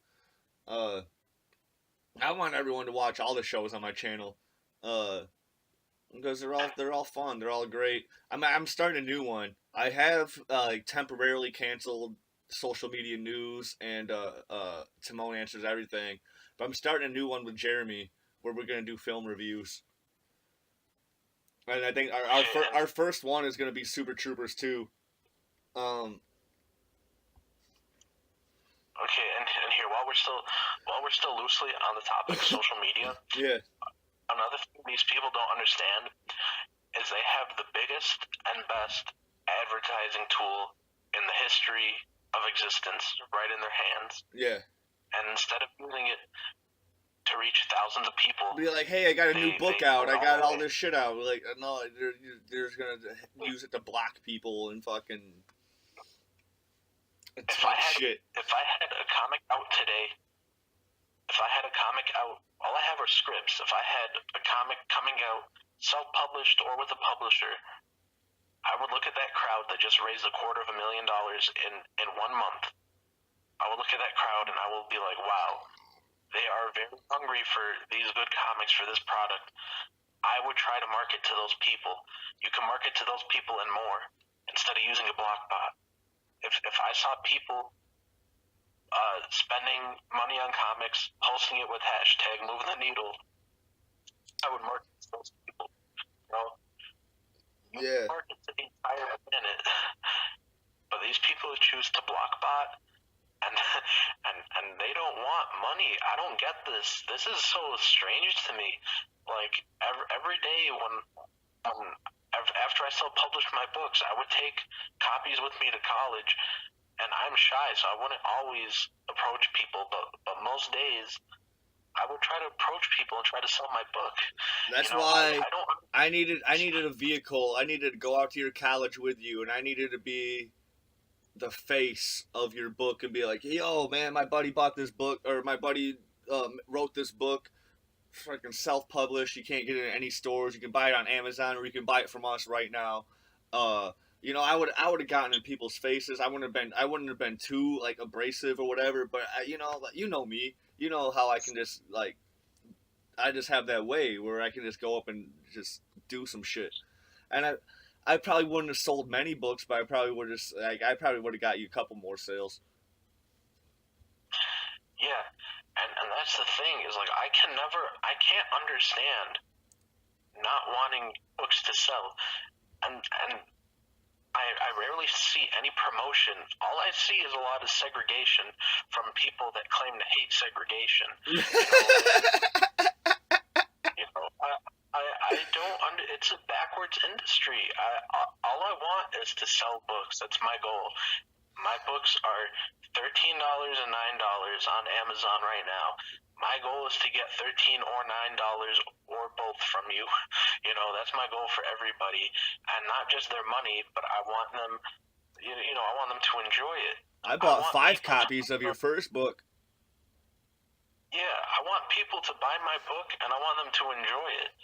I want to hear their thoughts. I want to hear what I got to change next time, or what I got to keep doing. I don't understand this. It's all or nothing. You either like it or you hate it. They can't stand feedback, and if you hate it, they never want to see it again. You could only like it or they hate you. You can only like it or you're out of the industry. And then they block you if you don't like it. You don't even get the chance to get the next issue. They hate you. They want to block you. I'll never understand that. Dude, just blocking anybody doesn't make sense. I've blocked one person in my entire social media career, and it was when I was made a post for Timon Answers Everything, how I just was like, hey, everyone, give me a list of questions or whatever, and then people would give me a list of questions, and this one dude, Russell, was going on and just was answering questions or whatever, and I didn't want any sort of outside influence. I just wanted to answer the questions from my own, demented fucking psyche, I just wanted people to get my input on what the answers were. So, and I didn't want any sort of outside influence. So then reading those comments was going to give me some outside influence on how to answer these questions. And I even told him, I'm like, dude, stop doing this. And he continued. So then I blocked him. That's the only time I've ever blocked anybody. Like, I haven't gotten a lot of feedback on my books. My second book, I'll admit, doesn't have any reviews yet on Amazon. I don't know why, but I forgot to put 5. I haven't read any of it yet. I'm still reading your first book. I read part of your second book. I read because I was at work. I had it with me at work one day. I was throwing bricks, but I was also super tired. So I got 4 pages in, and I was like, all right, I'm gonna fall asleep I'm gonna take a 15-minute nap on these bricks. And I had 2 other guys with, or actually 3 other guys with me. They're like, yeah, dude, go ahead. But my first book has 11 reviews up. They're all 5-star, and I appreciate that. I take into consideration what each one says because everybody is observing a different aspect. Yeah. But if I got a 1-star, I would be just as happy as getting a 5-star. Any review helps you. Yeah, absolutely. Absolutely, because then anything, a 5-star, 1-star, anything in between, and whatever people have to say, you're learning and growing from. Unless it's just like what I do, wherever oh, this is good. But I do have some every once in a while I'll have some nitpicks or whatever with you, where I'm hey, this isn't gonna work, or you gotta change this right here. But for the most part, do I compare what you write to what I'm currently reading? And with the new stuff, whatever, I do read some other stuff here and there that's in my to read pile that's loose, whatever. And I compare what you're writing to what I'm reading and stuff, whatever. It's not bad, dude. You it's a lot better. And each time you write, dude, you get better and better and better. And you just keep it up, man. And you're so fucking Asperger's with it, dude. You just go nonstop for a while. And you haven't been lately, but for the longest time, when I was really reading your scripts all the time, and you just went fucking crazy with it. It's all right, blah blah blah blah, fucking 10 a day, fucking 7 a day, fucking 12 a day. And I'm like, what the fuck? I can't keep up with it. Yeah, that's the thing. And like I'm saying with Amazon, let's say when my first book, if it ever gets to 100 reviews, let's say I get 21 star reviews. Yeah. Those 21 star reviews lead me to the second book having only 10 1-star reviews. If out of 100, if those same 100 people read it, and then I put out a totally different book, and let's say I get 71 star reviews. those 71-star reviews lead me to getting just 50 the next time. Yeah. You know, that's why these books that you see them being reviewed, they're terrible, and the next issue is terrible. But look at Chip Zdarsky. Look at Chip Zdarsky. His early Spider-Man, his early Spectacular Spider-Man. Rarely anybody liked it. You're like the only person I know that thought it was good. And I liked them, dude. They got me hooked. I bought the first one, I read it, and I was like, yeah, this is good. But I haven't read them. I've only watched the reviews. But those early Spider-Man ones, not a lot of people were big on them. And then, I know. They were on the shelves for a while. Yeah. And then now they fly off the shelves. Yeah. Because he listened. Because Chip Zdarsky listened, and he made his stuff a ton better. But then also, here's the thing. You can't change right away off of the, like, let's say your first book comes out, you get a bad review. You already have your second book in production and doing all this stuff, whatever. And you already have, like, even especially in Marvel and DC, they already have a lot of these books already done by the time the first one comes out. So, like, you're not going to see any change from any bad reviews right away. You're gonna if the first book was bad, the first couple books are going to be bad until the writer and artist will actually see the reviews, and then they can start changing some stuff to the new stuff. You know, like. But here's the thing about this current Spectacular run. This run is going to be collected in a trade paperback and a hardcover, and it's going to be just like we said about Deadpool.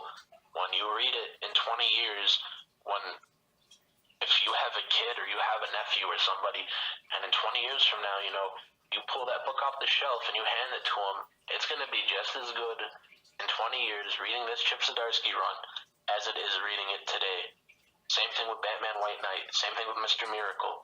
Those three stories right now are going to be classics. They might not be Watchmen, but they are going to be some all-time classics that in 20 years I could pull Batman White Knight off the shelf.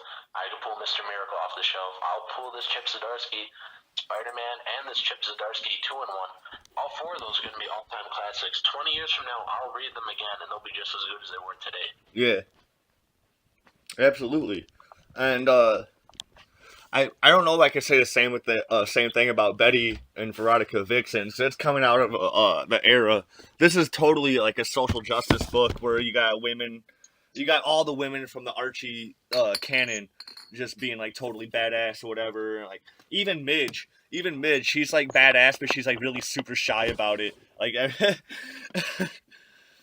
and, like she's so cute, but like I don't know, like all these like it's totally coming out of like the Vixens totally comes out of like this social justice era that's being done now or whatever. And like the first issue was really kind of cringy, whereas like you had the villain, the leader of the Serpents. He was totally super like misogynistic or whatever.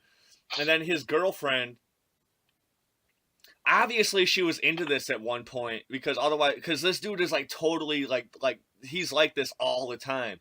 Like he doesn't have like he treats his girlfriend like shit or whatever. And there had to have been a point where she was actually into this or like, into this like power thing or whatever that he had, like being the leader of the Serpents and stuff. Or like okay, so, hold up. Are you caught up on Riverdale? Yeah. How do we not bring up Riverdale yet? Oh man. Okay, here's what I like about Riverdale.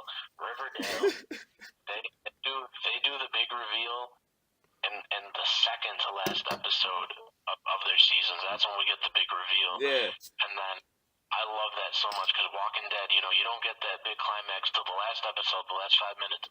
Riverdale, they do it the second to last episode, and then the last episode sets up the next season, what they're going for. Like at the end of season 1, the last episode. The last scene of the last episode gave us the setup for season 2. And Yeah, so he so Fred gets shot by a dude in the hood, and then this whole season, it's all been about who shot Fred. It's all been about the guy behind the hood, the multiple people behind the hood. yeah, You know, it's all about that, and they set that up real nice. They conclude their season in the second to last episode, and the last episode sets up the next season. So we got one more episode of Riverdale left, and season 3, of course, I think, is still gonna play on some of season 2 about who is the second person behind the hood. I don't think they're gonna reveal that in this last episode. what was he? Well, who did you say it was? Cheryl's stepdad or Cheryl's uncle? Uncle, yeah, Yeah, I think it's the uncle. that could very much be true. And then like, remember when we did our last Riverdale talk, and I was talking about like, damn, they don't show fucking Betty's dad enough, and blah blah blah. It's like, damn, and then out of nowhere, he ends up being the fucking killer.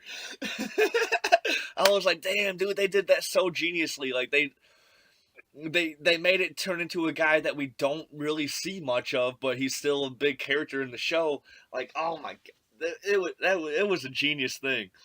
And It was a slap in the face to me because the whole time, remember when we did, I think it was around the mid-season, and I was like, the hood is working for Betty's parents. yeah, I yeah, never thought it was her dad. I was like, the parents are connected. I was like, the dots are all there. But I never thought it would actually be the parents. They never seemed like killers to me. That was a great plot twist. yeah, dude. Oh my god. And it was just it was so done. It was done so geniusly, dude. Like yeah, we know Betty's dead, and then when Alice was all like, "Well, shouldn't you be killing yourself then? Like, because you've been sneaking around with Miss Blossom or whatever." You want to know why that was a double plot twist? And that was his plan. That was his plan. He was gonna kill himself with his daughter and his wife, and then until fucking he just went totally crazy and was lost sight of his plan, and they were able to knock him out. And You want to know? You want to know why it was a double plot twist? what? Because every time in a show or movie, the person that the main character suspects is never who it is. Yeah. Because if we suspect someone and they suspect them in the show, it ends up never being the correct person. So she's suspecting it's her dad. We're suspecting it's her dad. Any other movie or show is going to make it somebody else. Yeah. But when they ended up making it who we thought it was, it's like the first time that ever has happened. So it's like, oh wow, I didn't see that coming. You know, like we didn't see it coming in the first place. All right. I get what you're saying. And everybody knew it wasn't Mr. Fenton, dude. Everybody knew it wasn't like the first guy. Like we all knew that. Dude, we're there's still a whole half of the season, dude. How is it the first guy? You know, like it's just like a Law and Order episode when they're like, oh, we got the guy. And it's like the first 15 minutes of the show. They're like, oh, we got the guy, whatever. They're like, how, dude? There's still fucking a half hour left of the show. For real. But there's been a lot of cringe in this season, and I really hate how they never commit to the bit with the serpents. It's either the serpents are nice guys and they've never even touched a joint, and they give out gifts to the homeless shelter on Christmas, and they work in the soup kitchen throughout the year. Either that's the serpents, or the serpents are like real tough guys and they vandalize places, and they're into having their own little wars with other gangs, and See, it's either they're one or the other. and real biker gangs, as I'm friends with some Hell's Angels and stuff, real biker gangs are they're a little combination of both. Like they don't like to fucking start shit with other whatever biker gangs, whatever. They will, stuff happens, whatever, because and they don't like to be called gangs. They're called biker clubs. Because if you get called a gang or whatever, then you have like a whole shit or whatever on the police or whatever. Even though police already have shit on the they're already after Hell's Angels. But I'm friends with a lot of these guys. They're nice guys, and they do a lot of that stuff. Like they'll fucking donate to charities and do all that cool stuff.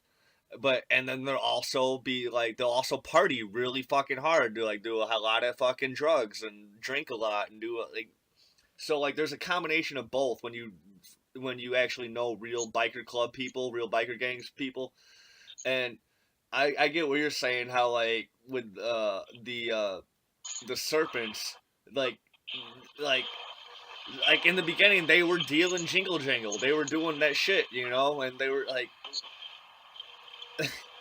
and now they're like, no, we don't do that or whatever, and then now in this latest stuff, like, yeah, we're gonna fuck this bitch up, that like their former lawyer or whatever, we're gonna go to fucking hell against the ghoulies or whatever, like. I can see how they are like a lot of back and forth or whatever. There's like no consistency. Yeah, that's why. Okay, and you know how I invented the CW effect? Well, I didn't know you invented it, but yeah, we'll go with that. I invented the term.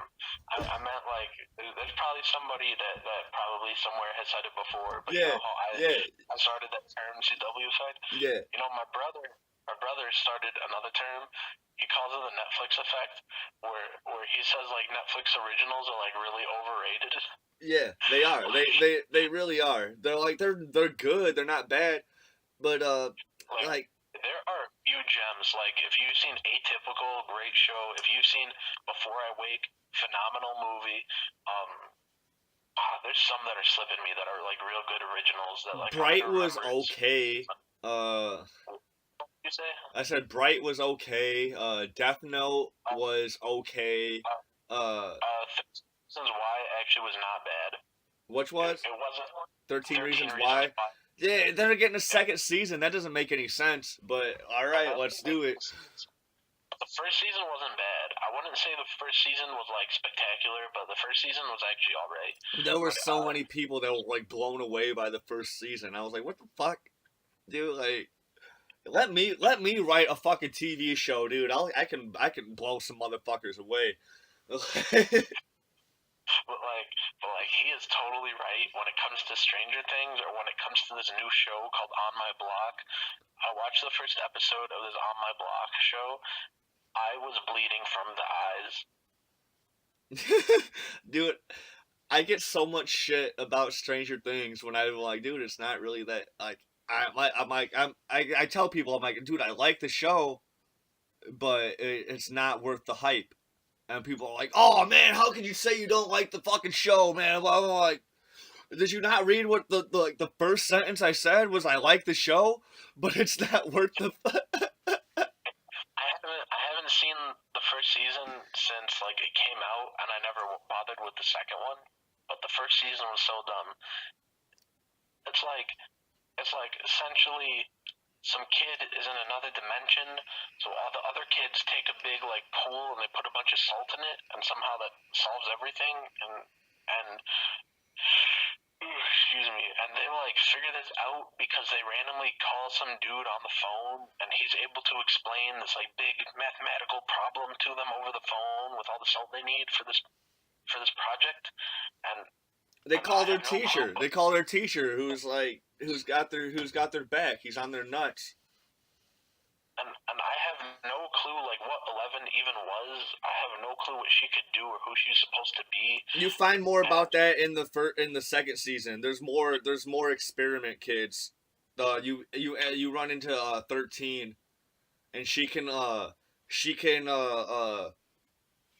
it's basically they were doing experiments on kids and they got superpowers and shit now. And 13 is really cool. She can just make illusions or whatever, so they're able to like get away when they're doing their fucking shit. And I don't know. The premise of the show was just dumb. Like, I was so done with that show. Like, it annoyed me so much. I just finished it because I usually finish at least the first season of a show I start, and plus there's only like 8 episodes. Yeah. But I was so annoyed with that show. But now the Netflix effect is like a new thing. Like most Netflix originals are overrated, even though I love Netflix to death. I'll Oh, admit dude, I a do lot of too. But rated.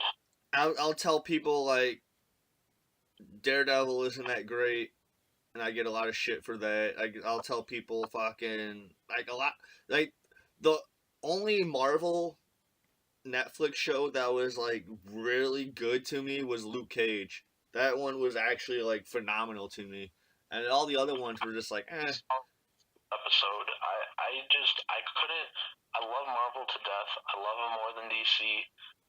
Marvel, they were my favorite company until I got into Image, but uh, I can't stand those Netflix Marvel shows or yeah, or Marvel Netflix shows, whatever.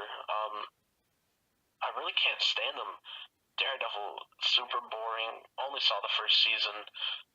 Luke Cage saw the first episode.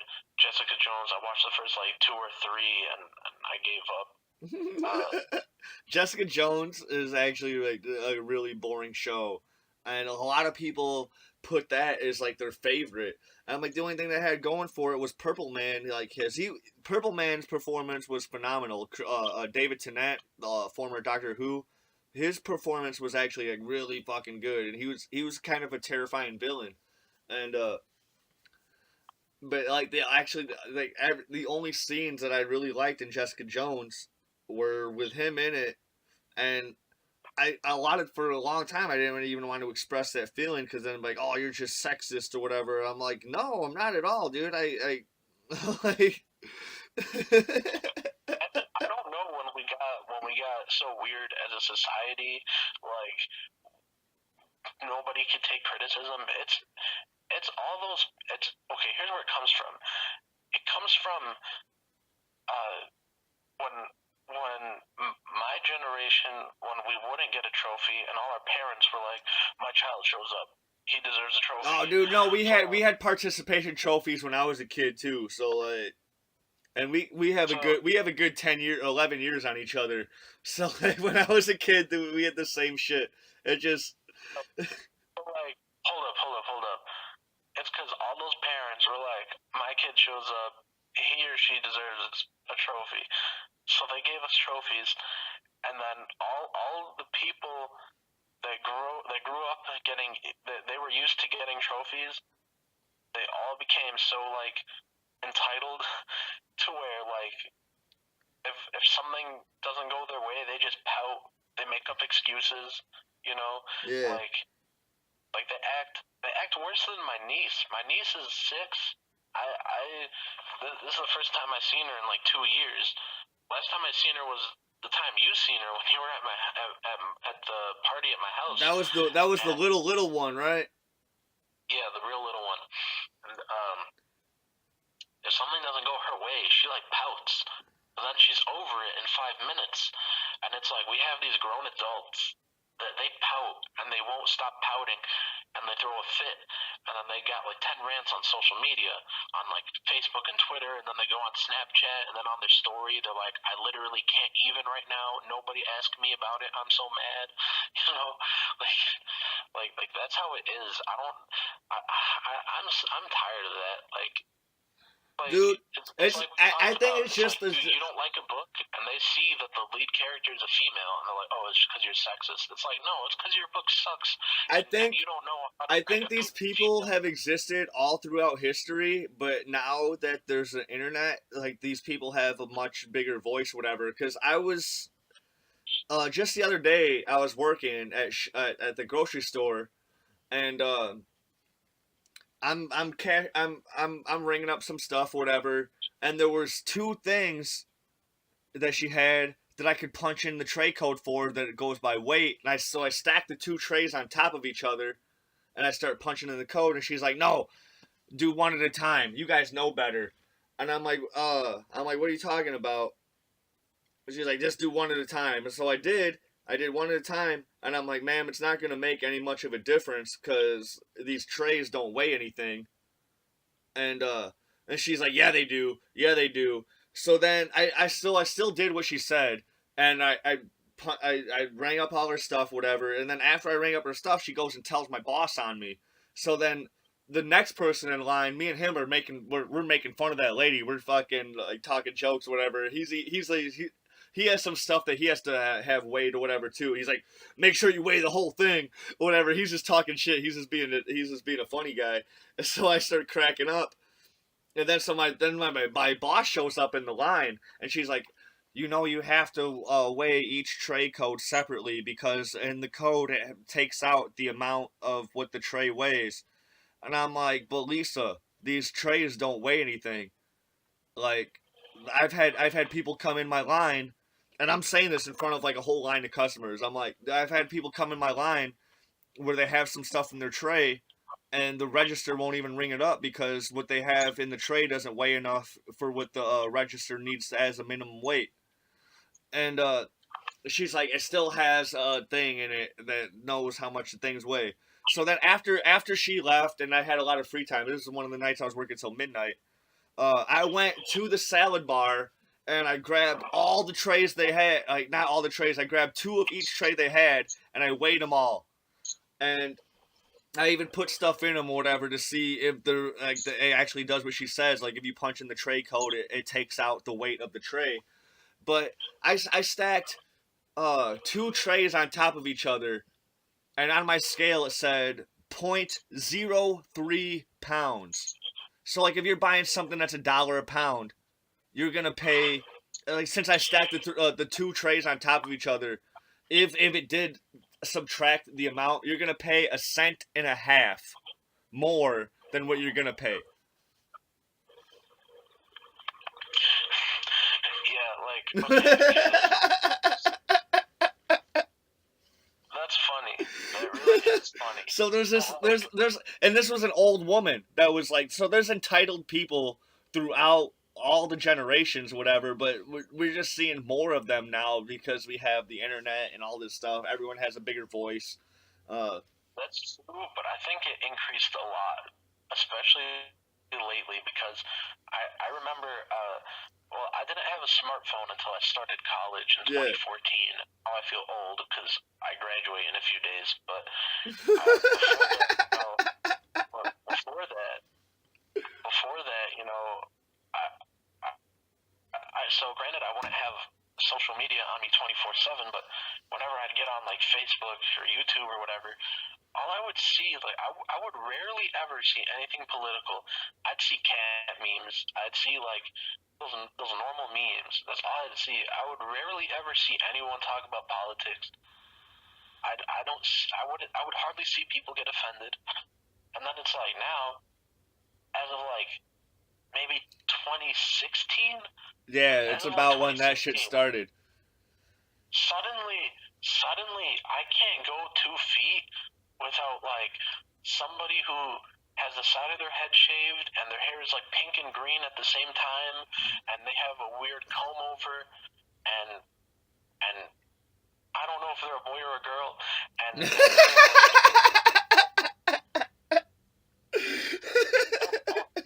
I'll sneeze and I'll be like, oh, excuse me, sorry, and then they'll be like, excuse you, and I'm like, huh, and then they'll like go off on some rant about being offended, and I'm like, all I did was sneeze and say sorry. Like, yeah. That's literally how it goes these days. They needed to get hit with the belt when they were a kid. Like, that's what they needed.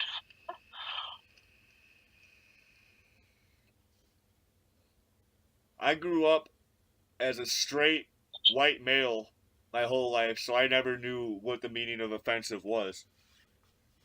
So I don't know. Here's how offended, or not offended necessarily. Well, I guess sort of offended. Here's how really getting picked on went for me. Like 5th, 6th, 7th grade maybe. I got called a terrorist a lot. Like, you know, kids, they're idiots. Yeah, like, that's why I'm laughing. That's just, it's so stupid. I had a buddy from Yemen and I met him. I met him from this a smoke shop that I would shop at, and like one day he was like, "Dude, can I hang out with you guys?" Or like, "Yeah." He's like, "Oh, good, cause I'm about to close in like 10 minutes." We're like, "Cool, dude, we'll wait for you." And I became like really good friends with this dude after like, and he wanted to hang out with us because he's never smoked pot or whatever before, and he knew we were buying cigars because we were about to like roll up or whatever, and we just all invited him along with us, dude. And he told us his name was Alex. And I'm like, dude, tell us your real name. He's like, I don't like to tell people my real name. I used to get made fun of a lot in high school and stuff. We're like, dude, tell us your real name, dude. Like, he's like, but I really like to go by Alex. And we kept on pushing him. Like, dude, just tell. And his name was Hussein. So they're like, oh, fuck, I can understand why you didn't want to tell us your name, dude, but you don't have anything to worry about here, dude. We don't give a fuck what your name is. You're like, just because your name is Hussein doesn't mean you're anything like Saddam Hussein or whatever, you know, like. Like that's how it was. Like when I got to college, like everybody was like normal. Like even in high school, like 99% of the time, nobody like picked on me that way. Like, and even if somebody did, it was like minor, and there's like no reason to get like all offended. And being called like a terrorist is a really mean thing when you think about what exactly a terrorist is and what they've done, and Yeah, especially yeah, when someone makes a absolutely. 9/11 joke. And when they make a 9/11 joke, they're not just insulting me, They're but insulting. they're so making light of the thousands of people that died. Yeah. And like me, Uh, I'm a big fan of dark humor. I do like a 9/11 joke here and there. And oh, man, I'm fine with dark humor if it's actually humor, not when people are being hateful and they're not joking. yeah, yeah, But yeah, yeah, absolutely. but so if it's dark humor, I could understand. But like like fifth or sixth grade, Yeah, people are a just lot being of dicks. yeah. But I mean, like I'm over that now. Like I look back on it, it's like you're grumpy for a day. You tell the teacher, the kid, he gets sent to the principal's office, and you forget about it. Like Yeah, you like go back to playing in the sandbox together. But yeah, but then it's like these days, I don't know what it is. Like somebody gets mad and they won't let it go.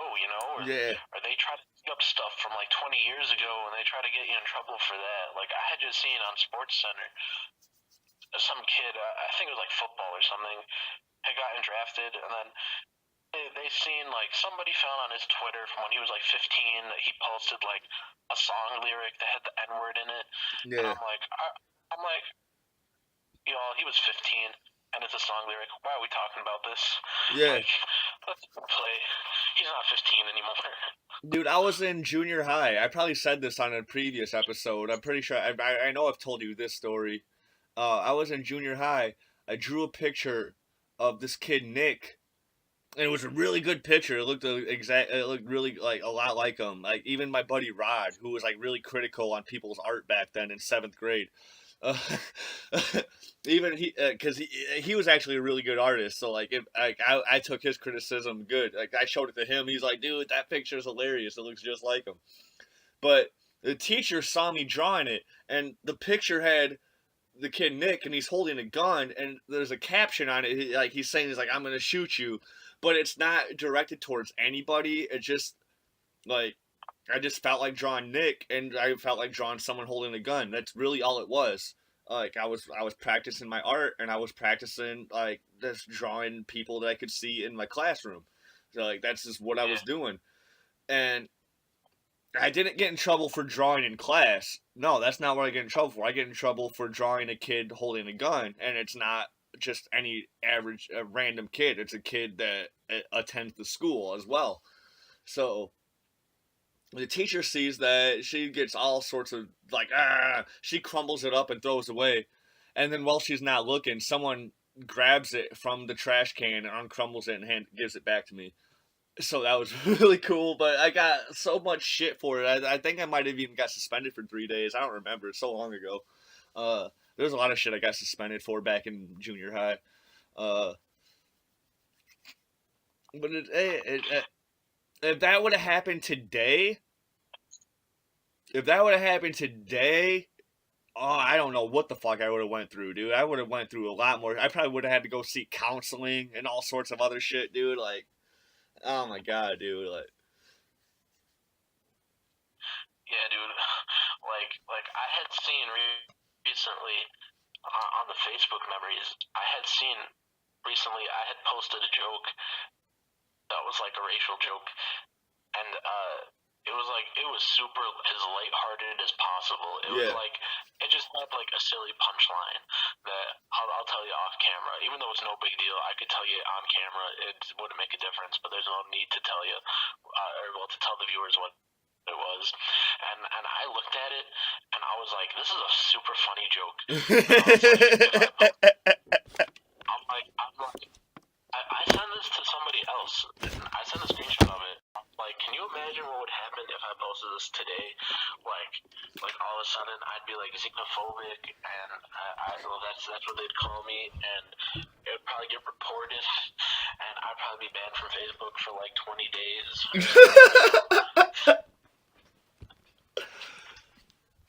Oh my god, Luna Cho, dude, she'll show me some stuff. I'm in a group chat with her and Dalen and Tonio. They're part of my Arrowverse Timon Show group chat shit that I got going on.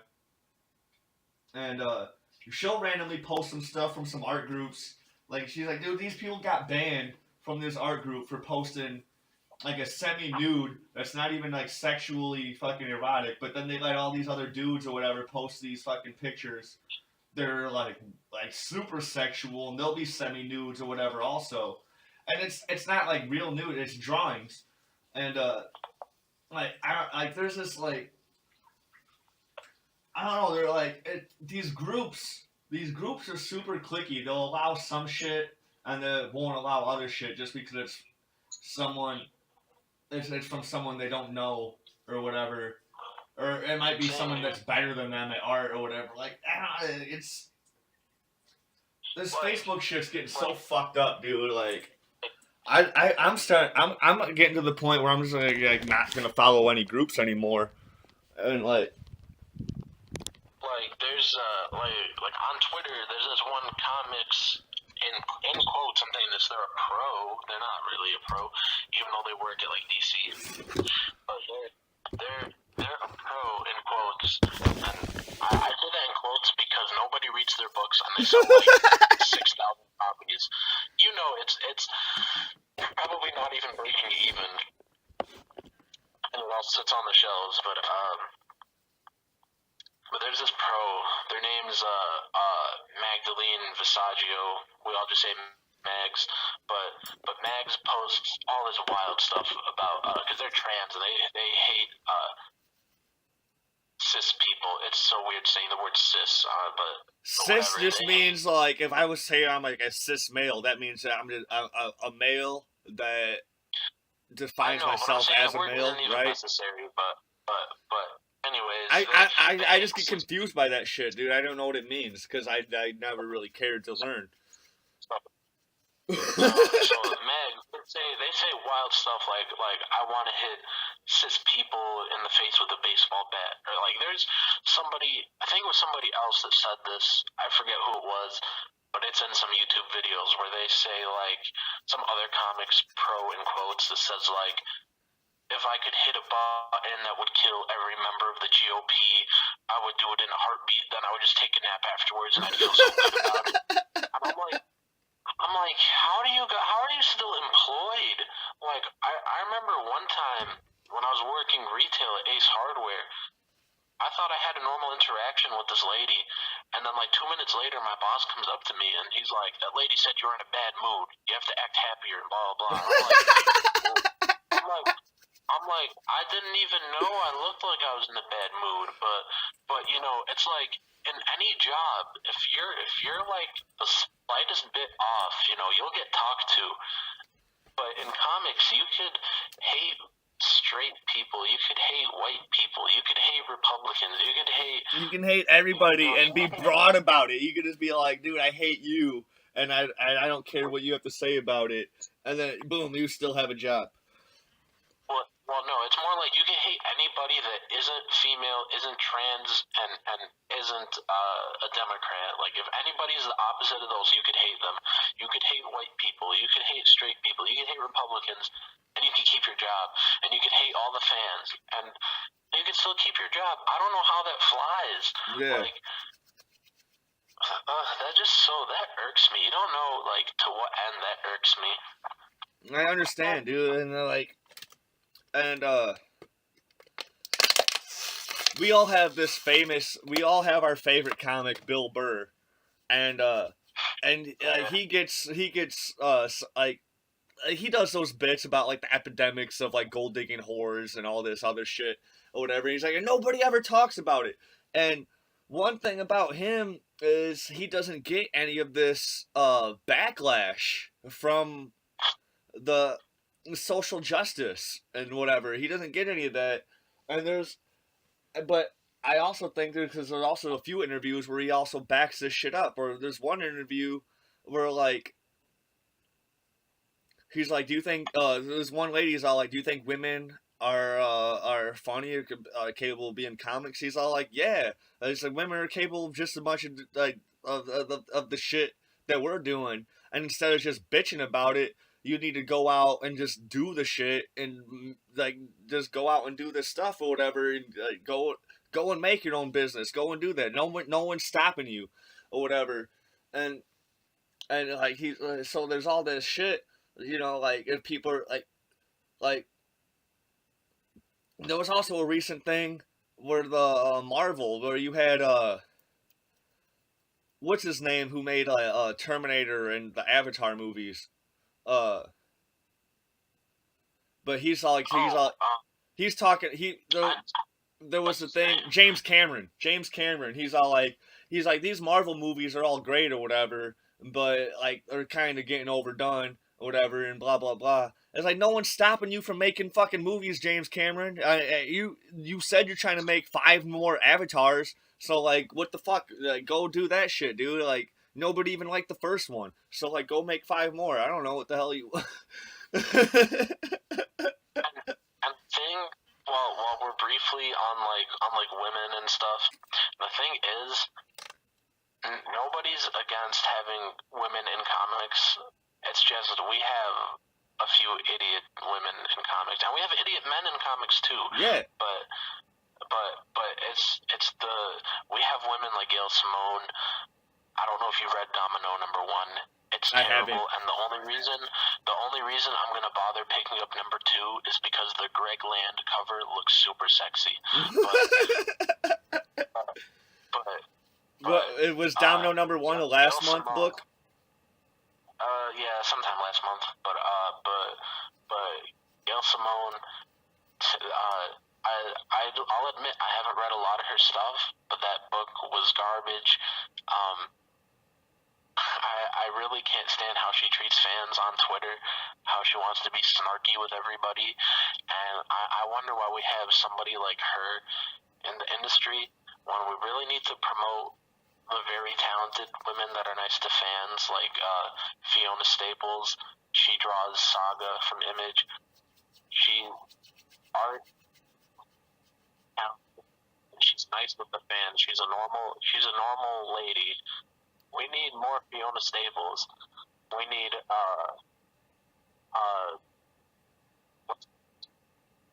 You're cutting out. The last thing I heard you say, we need more Fiona Staples. Oh yeah, then I asked what the noise was out of your end, but we need more Fiona Staples. We need Mirka and Adolfo. We need more people like her. She follows me on Twitter. I really want to work on a book with her, but every time I message her, she says her schedule is busy, but she's recently been on the Harley Quinn title, and she has a book coming out from Image in July. It's actually a book she published. I don't know what country she's from, but she published it overseas somewhere, and now Image is reprinting it. But her art is very beautiful. It's some of the most beautiful art I've ever seen, and she interacts with the fans all the time. She'll post a poll and she'll be like, which one of these pictures looks best for like a business card or something. Yeah. She always interacts. She's like, which picture do you guys like more? What should I draw? You know, she always gets the fans involved, and she doesn't know English very well, but she at least tries. You know, Yeah. She tries to interact with the English speaking market. You know, because she's had success overseas, but she's really trying to get the American market. She's trying to broaden herself. Yeah, dude. Like, yeah. But then I see like, okay, I see idiots like Mark Wade. They're everywhere. But then there's always like people like this guy named Pat Zurcher, I think is how you say his last name. He doesn't get enough recognition. He's super nice to the fans. He had blocked me once on Twitter, like out the blue, and then he like unblocked me. So I'm fine with him. But he posts polls like every day. He'll give like 4 options. He's like, which one should I draw? The fans vote, and then he draws that person like the same day. He always gets fans involved. We need more people like him. Scott Snyder. If you tag Scott Snyder in a negative review and you tell him you didn't like his book, Scott Snyder will message you and ask how to improve. And he doesn't need to do that. He sells, every issue of his sells like 100,000 or more copies. You know, Scott Snyder is pretty much set for life. Yeah. At this point. But then he's still asking fans for growth and improvement. So like, yeah, dude, that's really humble. You know. Yeah, we need more Scott Snyders. You know, we need less, fewer of these idiot women and these idiot guys. We need fewer of those, and we need more people like Tom King and Mitch Gerrits, the guys behind Mr. Miracle. They're always interacting with fans. That's why they get all the fans' money. Same with Ethan Van Sciver. He's always been nice to me. We're Facebook friends. I subscribe to his YouTube. He doesn't follow me on Twitter, but I follow him, and he's always nice to me. He replies to me some of the time. He's gonna get my money no matter what book he does, you know. And he's starting a Kickstarter this month, I think. He's leaving DC and going the indie route, which a lot of pros are doing these days. He's always gonna get my money just because he's nice. So like, Mark Wade went insane on Facebook and Twitter lately. I'm never buying another Mark Wade book. And after seeing what he did, I want to give away all my Mark Wade books. And like, I met him in 2016, and I was so happy to get books signed. I waited in line for like 30 minutes just to meet him and get books signed. And I just want to give them away now because I see how he acts, and it just really turns me off.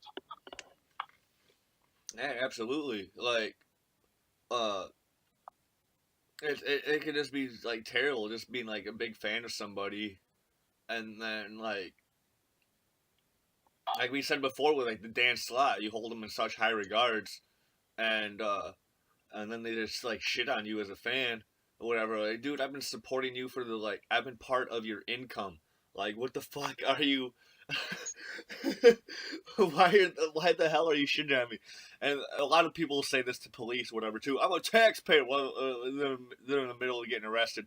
I'm a fucking taxpayer and all this shit, dude. I fucking pay your salary. And the police are just gonna fucking clock you over the head with with a nightstick when you say that shit, dude. Like, they don't need to hear that shit. You're not the only person paying their salary, dude. You got every other citizen in the county or whatever. And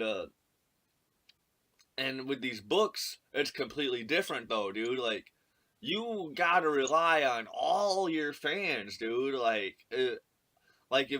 if someone's super powerful, like a YouTuber or like someone with this like a super powerful Twitter, like gives these people a bad review or whatever, and then like, oh, well, I'm just gonna block them. Like, no, but these people still have a bunch of other followers, and they're gonna listen to that review, and they might stop buying your books, dude, like completely. and that's not only going to cost you money, it's going to cost the company you work for money. And people don't look they don't look at the bigger picture, dude. Like they just look at their personal side of things.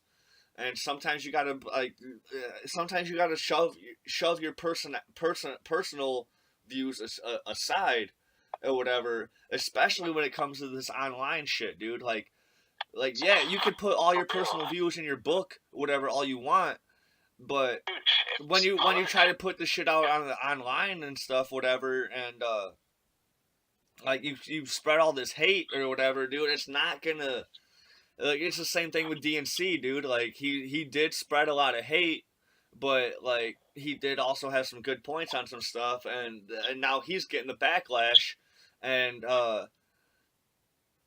it's and but like it's the same type of stuff he was given to other people who may or may not have deserved it, and like I don't, it's I don't know, it's so fucking. We keep on going back to all this shit, dude. Like, and it. This is gonna be the most important thing I have to say tonight. Okay. Yeah.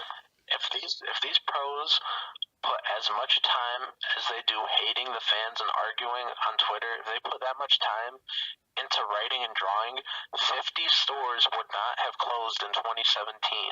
They wonder why this market's shrinking. 50 comic book stores in 2017 shut their doors. Some of them have shut their doors by me. And they wonder why. It's because you're putting no effort into these books. I mean, dude, open up any 90s image book.